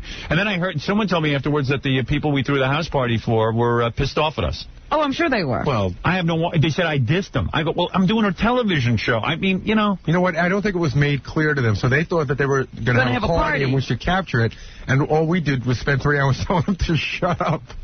Which was right, because we had to talk. But they didn't realize that we were doing... They didn't... They weren't properly prepared. Right. They didn't know the difference between It was kind of weird. We got in there, and, you know, they had a bunch of things planned. But when you got to shoot it for television, you got to be able to hear it and see it. Yeah. So we had to move people around, and we shot a television show in their house, which I think is pretty cool, and that's what the guy wanted. But I heard they felt that I had disrespected them in some way. And I was just like, oh, my God, you can't win. We did a really nice thing. We bring a sound truck. We bring our whole crew up there. We hang out at their party. They invited 50 billion people. They had Howard Stern at their house. That's pretty cool. Well, yeah. And you never can please anybody. You can't please anybody. I think a lot of people don't understand the whole, you know, you're very holistic and stuff. Yeah. So a lot of people don't understand, like, why you wouldn't hang out and, you know, chug a few back and sit there and vomit with them. But, right. I mean, I just worked the whole day, and I feel, you know, I was very friendly and cordial. I certainly was friendly. Well, you have a certain image. And people, they just assume that you're a party animal. Yeah. Well, but that girl, I think that girl kind of thought she was going to be the ringmaster. Yeah, I know. You know? Oh, yeah. The one who kept coming over and bowing and stuff? We had to throw off the camera every minute? I pulled her off at one point. Yeah, right. She was sort of, like, confused because I said she sort of had her back to the camera, was blocking the shots because she didn't understand. I mean, no one's even playing to the camera and just blocking. You know, the woman who threw the house party is very nice, her and her boyfriend there, but you can't just run in front of a camera with your back to the camera and just flail around wildly. Yeah. You know, and you're trying to explain it to them. And quite frankly, our crew could do a better job preparing people for that. Right. But they don't, because we only have 3 people who work on our TV show. And that was left out. Yeah. Because every time now I complain, everyone says we just don't have enough people. Because Michael, our director, said to me, the way this should be produced is you bring in an independent producer just to produce this particular show, to go out and work on it for 3 weeks. Really? Oh. Yeah, and I said, yeah, great. So how do I get that done? Why can't anybody think of that? Well, there's no money to do that. I go, well, if there's no money, why am I doing this show? Why is Channel 9 hiring me to do a show that they can't possibly afford to do? Yeah, mother... I want to say that word. I want to say it. I want to end my career right now and say it. Well, you know, it's up to you, but you got mouths to feed. Yeah, so I'll keep shut. You mother fathers. It's unbelievable to me. That drives me nuts. That drives me insane, Robin. Because that's, you know, there's a lot of good ideas after the fact. Sure. So I got there, and I tried to prepare for the TV show all week, but forget about it. You know, the audience has to be prepared. You go into somebody's house. Hey, we're going to be shooting over here. Yeah. We're going to need some room. We're going to need people to be quiet. Nobody talks to anybody. It's like a zoo. It's not really like a party. This is a TV show. Yeah. You're gonna be on.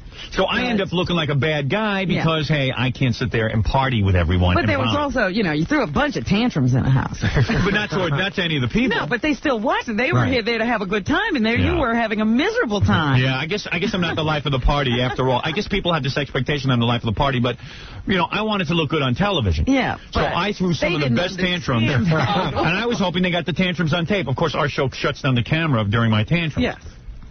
One of your tantrums was particularly good, and it's good that the people at the party didn't hear it. Right. Well, no, I said, you know, I get so mad I look over and I see my lovely Fred sitting in a chair, you know, he's doing what Fred does at a party. He stares and sits in a chair. Like he did at my party at my house, which is fine. I wasn't asking him to work at my party at my house. He can do whatever he wants. But here I need some help. I'm standing there trying to communicate with the TV show. I can't find Dan. I can't find Kevin. I can't find anybody. I'm screaming. Then all the guys from the party are all over me. So I say, Freddie, get out of your chair. Did I not do it? You did it. Okay. Just once, the initiative would be there and help me. Well, I go, Freddie, get out of your chair, stand next to me. Gary, get the frig out of your chair and stand by me and try to just tell people that I'm working on the show. I mean, I love you guys, but you got to use a little initiative. Can I tell you, you came right over, because we were sitting down, I thought we were going to start right up, but you came right over and you got right in my face and you said, keep these friggin' people away from me. I just, in a nice way, though, just say to people, hey, he's working right now, Instead of us having to say. Yeah, instead of me saying, excuse me, I'm trying to work right now. Why is it? Love to say hello to you, What was that, Fred? Why was it so hard for you to ask for help? I had no idea that you needed help. Freddie, you didn't see me struggling through this at all. No, I didn't. You're the only one in the whole party who didn't see me struggling. We were busy looking for the props. Right. I see. Fred, you were sitting and relaxing in the chair. Yeah, I was relaxing. You were relaxing, too. All right, Fred. You were tremendous help. So were you. What happened to all the people you pre-interviewed? God knows what happened with that. Oh, hey, don't start with me on that. I can't ask? You can ask, but you've got it all wrong.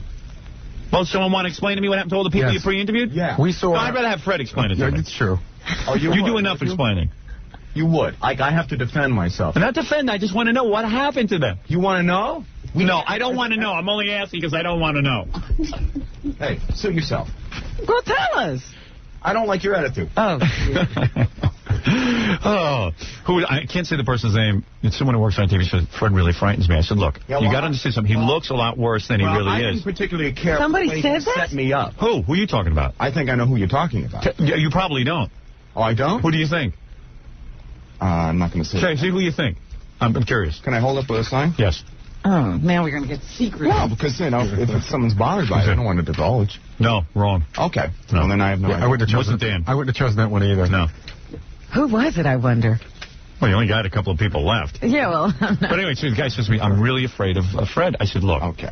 He said, because it looks like he can go off any minute. Right. I said, right. I'm totally. I said, when he has that dazed look, though, I'm telling you, sometimes he's thinking. I'm totally. That's all it is. Like I've ever gone off and I've really hurt someone. Well, we don't know. I don't know what you've done. I know you carried a shovel in your car for years. Yeah. We have no idea what's going on. The only other people I know did that were people in Goodfellas. Right. Had shovels in their trunks. That's yeah, true. you keep a shovel there. That's Mom, I'm true. going to borrow your shovel. You and Reverend Heidnick in his Bugs Bunny van. Except my name doesn't end in a vowel, so I guess that lets me off the hook. There you go. So what happened to all the people you pre-interviewed? We interviewed a lot. Well, number one, when we walked in, they said to us, this is what we need. Boom, boom, boom, boom, boom. And that's what we did. As it turns out, I went through the sheets afterwards. We interviewed most of the people that were on that list anyways. And as it turned out, they really had nothing to say. All right. Very good. I know you're not taking in any of this. Oh, I'm taking it all in. No, you're not. Oh, yes, I am. No, you're not. I take it all in. Oh, no, you don't. And as it turns out, yes. We also interviewed most of the people for the games, which worked out rather well. But that's what we were told to do. And we did. For the games were easy. All you had to do was just get... No, they weren't. They weren't as easy as you thought. Because there were a lot of people who wouldn't be willing to do certain activities at that party. What, to eat tampons?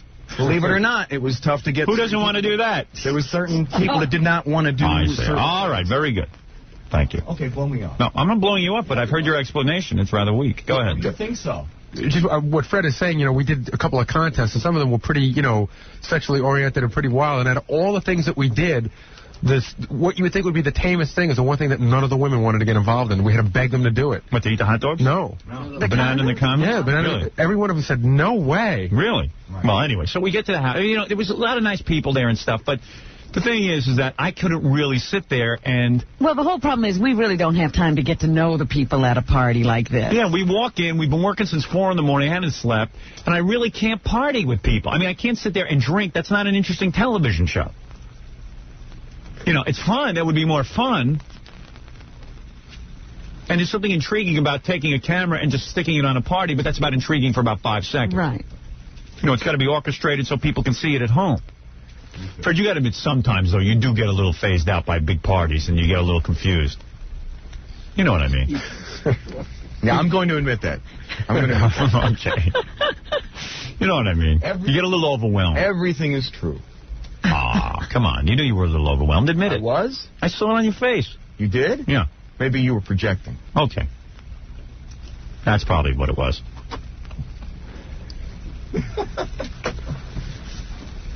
But Jackie always has an excuse, too. He's, because Jackie was like, I I just don't want to step on it. I was going to try and control the crowd, but, I don't want to step on anybody's toes. No. Jackie's very toe-oriented. No, I jumped up and said, "Do you want me to try to control these people?" Because it was way too many people. You should have said it to me. There. I would have told you to do it. But you had your hands full. But our executive producer, I can never figure out what our executive producer is. Well, Fred was just telling me. Someone was just telling me. Fred, I can say this, can't I? Sure you can. Okay, yeah. I have no problem with it. All right. So, Jackie and Fred get there early. He's already Fred. Fred. Yeah, that wasn't him. Oh. Jackie and Fred. And I know you're BSing with that. Absolutely. Nobody's ever afraid of you. No. I'm afraid of you guys. It was Michael, okay? Michael? Yeah. He's the most frightening of all. All right. Anyway, so... it's going to be a great meeting. So never meet the guy. So Jackie and Fred are pre-interviewing all the guests. Mm-hmm. So who is standing for 2 hours in the room with Jackie and Fred, but our executive producer, John Lolis, watching them pre-interview people? Oh, He really? had thinking to do. Mm-hmm. He had thinking to do. This guy walks around. There's so much stuff that has to be prepared. I don't know how he does it. During the whole party, I never saw him. No. I think he was in the truck. Really? Yeah, I mean... There was that one time, that was the a big brouhaha. Oh, I'm talking about the very beginning. How about at the end? There was an argument about who was in control of the show. Yeah. When you wanted to get started, you mean? Yeah, I couldn't get anyone. I said, John, are you in control of the show? Are you the executive producer? I brought him up. This is in front of everyone at the party. I go, you the executive producer? I mean, are you in control? I want to talk to the man in charge. Because if you're not the man in charge, bring me the man in charge. I want to start rolling the tape. Yes, we have to start rolling the tape. And he starts running around. And then he disappeared. I guess I had reamed him so good. Yeah, he just stayed out of eyesight, I think. But I'm always uncomfortable reaming him because he's like 50 or 60 years old. And he's like my dad. I shouldn't be reaming a guy that old. He should be reaming me. But I don't care at this point who's reaming who. I'm going to ream. And I'm reaming someone in charge. So then I get people nutty, though. You know, he's saying stuff like, we're going to roll the tape as soon as we roll the tape. Yeah, he gets nuts. Everything's under control. I told him they got to buzz right through. I told him as soon as we can roll the tape, we got to roll it. Okay, yeah, great. He's on his way back to the truck now, and that's when you really blew it. Oh, that's what. Oh, how about when I was told the technicians took a lunch break? Oh, the 5-minute break. But it turned out that didn't happen. Oh, okay. That's too bizarre. But then at the end, I couldn't find anyone. Then John shows his face at the end, and I went into another tirade. I even forget what it was. Do you remember? I don't remember, but that was in the bedroom. That was where John finally, he was the one who made them sit with their hands folded. Yeah. People were making noise or something. Yeah, no, I started yelling. I go, John, what is it? No, I thought we had the guy, but he was... Oh, it was bogus. Yeah, you did scream at the end. I was screaming all... No, I had no voice when I got home. Something specific. I think just because you wanted to roll. I wanted to roll tape. Oh, I know what it was. To get people on the guy who owned the house was asleep, sitting there, and I wanted a shot of it from the camera, and no one... And so the camera guy ended up waking up the guy. Yeah, the cameras had to get through, so they woke up. Yeah, they woke up the guy. Yeah, so it was just like I couldn't get control of any situation. I couldn't talk to anyone in charge. One of the other great... I just don't understand how the executive producer had time to sit there with Jackie and Fred and listen to them pre-interview.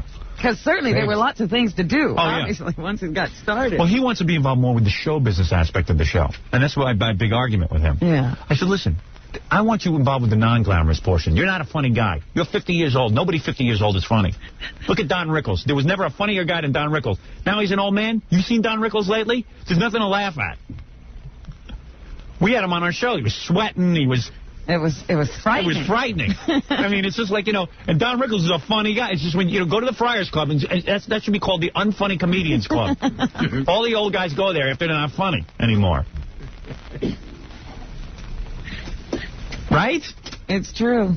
And I mean, it's just, So I said, listen, I want you involved. You have 25 years of technical experience. I want you running the organization. I want organization. I can't get organization. Everybody wants to be a superstar. So I yell and scream. So I know I'm a drag at these things. But what am I supposed to do? All hell was breaking loose. My mom's on the phone. I can't wait. Mommy? Hello, darling. You're on the air. How are you? All right. I've had a bad week. You need a little motherly advice. I think I don't think so. Getting out of hand again. What's out of hand? Well, your attitude. I hear a lot of complaints about you. What's going on there? What is my complaint? Who do you hear complaints from? I hear everybody complaining. I heard that young gentleman on Friday. I think he said he gets... He just can't speak up. He gets so... burglars. Oh, Mark. Oh, burglars, please. Jeez. Look, we don't need another person defending Ma, you don't have to defend the world. Some people have to learn to speak up for themselves if they're going to have a career. Do you want some motherly advice? Not really. Well, that's what I called for. What am I saying that's so out of line? If I hire a writer, the guy better be able to talk. There you go, Howard. Well, Ma, get with the real world. You know, you sit in that cocoon of yours. You don't understand the real working world. This cocoon is very, very good. You ask your husband if he could have kept quiet all the years he was working and not said anything. I didn't say not and get away with it. It's the way you say it. If you bring more turmoil to the situation... Oh, get out of here. I go to do a TV show at somebody's house. What? And my TV show isn't prepared. What am I going to do, sit there and be happy about it? I didn't tell you to be happy about it. But if you're going to act that way, that's going to set the pace for everybody else. Oh, what should I do, Ma? You should act like a person. No, I shouldn't be doing it is what I shouldn't be doing. That's why I got to get my head lobotomized. If you don't feel you should be doing it, that's another thing. And my mother, God bless her, she sits, you know, Ma, if you don't complain about things, they don't get better. Howard. You can't be a Pollyanna and hope and pray that the world is going to get better. Constructive criticism. Oh. If you knock a person down that way, then you will not get the desired results. You will not. And you better learn to act properly. I guess this is all about Mark. She's back on Friday show. I'm in the middle of doing this show. My mother's on Friday show. Friday is last month. You cannot treat people that way. I treat people damn good. He's easy to work with. You're damn right. Ask the people I work with. He's easy to work with? Yeah. I'm happy to hear that. I am delighted to hear that. Fred Norris can bitch and moan all he wants on the air. He kisses the ground I walk on. Freddie, it's been so horrible working with me. Tell her. Has it been horrible, Fred? Fred, you could use improvement as a boss, but you're a great guy to work with. See, Fred, you know what, Fred? You could use improvement as a worker. I agree. You're damn right. A lot more than I could use. You have to give people... God bless you, Robin. I have no complaint. I got no complaint with you either. I love working with you. I say we got the greatest relationship. You're not kidding. Yes, he's good. She no ass kisser. No. Maybe you ought to kiss a little ass. No yelling and screaming. My mother is something else. Let me tell you about my mother's life. Since she was 17 or 18 years old, the woman has sat in the house, and she never has worked a day in her life. What I produced. She's like a veal. Famous son. She doesn't go out. So my sitting in the house. You produced a famous son. You produced a miserable human being, is what you produced. Well, that's. You ever seen a more ignorant, miserable man than me? To show, but we know better, right, Howard? We know that you're not miserable. Oh, I'm a thrilled guy. Everything's perfect. And you have to show people that it is perfect, because that sets the example. All right? Let me ask you something. Yeah. Do you think I should start calling old age homes? Because maybe you need some round-the-clock care. Maybe you need round-the-clock care. I need round-the-clock care? You think? I wish you were with me on Friday so you could have been at the party that I was at. Well, my life is one big party. You behave yourself, Howard. That's the bottom line. And then everybody around you will... And then Stuttering John gets up there. I never heard music like that. When you show people that it's all right to yell and scream, that's what you're going to get back. Exactly what you give, that's what you're going to get back. Okay. So you know what, Ma? You know what I wish on you? A job where you're in charge, give me one. You got and a job something has to be produced. I want to see you do. I want to see you do that. What? I want to see you get a job. Well, I saw how long you lasted. When I was in high school, she got a job for 3 weeks. She couldn't handle it. As long as she lasted? She fell apart. No, that's not true, Robin. And Howard... How long did you have that job? She was an inhalation therapist. Howard. Should have seen this. She was helping guys hop up garbage from their lungs. Tell Robin what your job was, Rob. What's your name, Mother? We're not talking about me. We are now talking about... Tell Robin when you went to work. What happened? What happened? She was going to fulfill herself, right? I did very well at the job. How long did she starts working at Mercy Hospital. I worked over a year, and I... No, yeah. And she was an inhalation therapist. So she worked with these cancer guys, right? Yeah. So they had to hock up because they had the blowholes with the cigarettes in them. I worked in the... So my mother would walk in and clear... Howard, and stop saying and you fell apart. Cancer guys, because you came right home. People with cancer. You came right home. Couldn't handle it in the real world. Howard, please. You just behave yourself, and I don't want to hear these complaints about you, because that's not necessary for you. There's no complaint. Anybody want to complain about me? Who you are. Go ahead, stand up and complain. Any one of you. I don't want to hear that from you anymore. You hear me? And you always take my advice, right? You know why her patients died? They had to get away from her. That's why they all passed out. Terrible. They couldn't take it. That's a very nice thing to say. Yeah. Well, let me tell you something. You got some nerve. Calling in here a woman who's never worked. Listen, you take my advice. I love when my mother gives me advice to calm down. Everyone should calm down. I'll calm down like John Lolis, the executive producer of my TV show. Very calm. What? He's so calm, he hasn't picked up his thumb yet. Why do you point the finger at somebody else when you're to blame? Oh, holy cow. I'm to blame. Don't you have vacuuming to do? I hear a vacuum cleaner Yeah, there. there's a vacuuming going on. But listen, Howard. Is Dad so pussy-whipped that he's doing the vacuuming? Yes, Dad's doing the vacuuming, Good. and it's about time. I did it all these years. Let him do something. Oh, you did it in spades, I'll tell you that. My mother vacuumed if every minute there was vacuuming going on. Non-stop vacuuming, Robin. That's why you need that noise now to sleep. All right, now I give you the word, and you take the word, Howard, and you use it. Behave yourself and calm down. Don't tell me. And Don't tell me to calm down. For everybody. See, I hate that. That's a technique my mother uses. Tells me to calm down like I'm not calm. I think you forget from time to no, time. I am very calm. You're not calm. I'm calm. I'm calm. I work. I'm counting on you, Howard. I'm productive. You're the representative of the family, and I'm counting on you to behave yourself. Very good. Very good. That's brilliant advice. You like it? Yeah.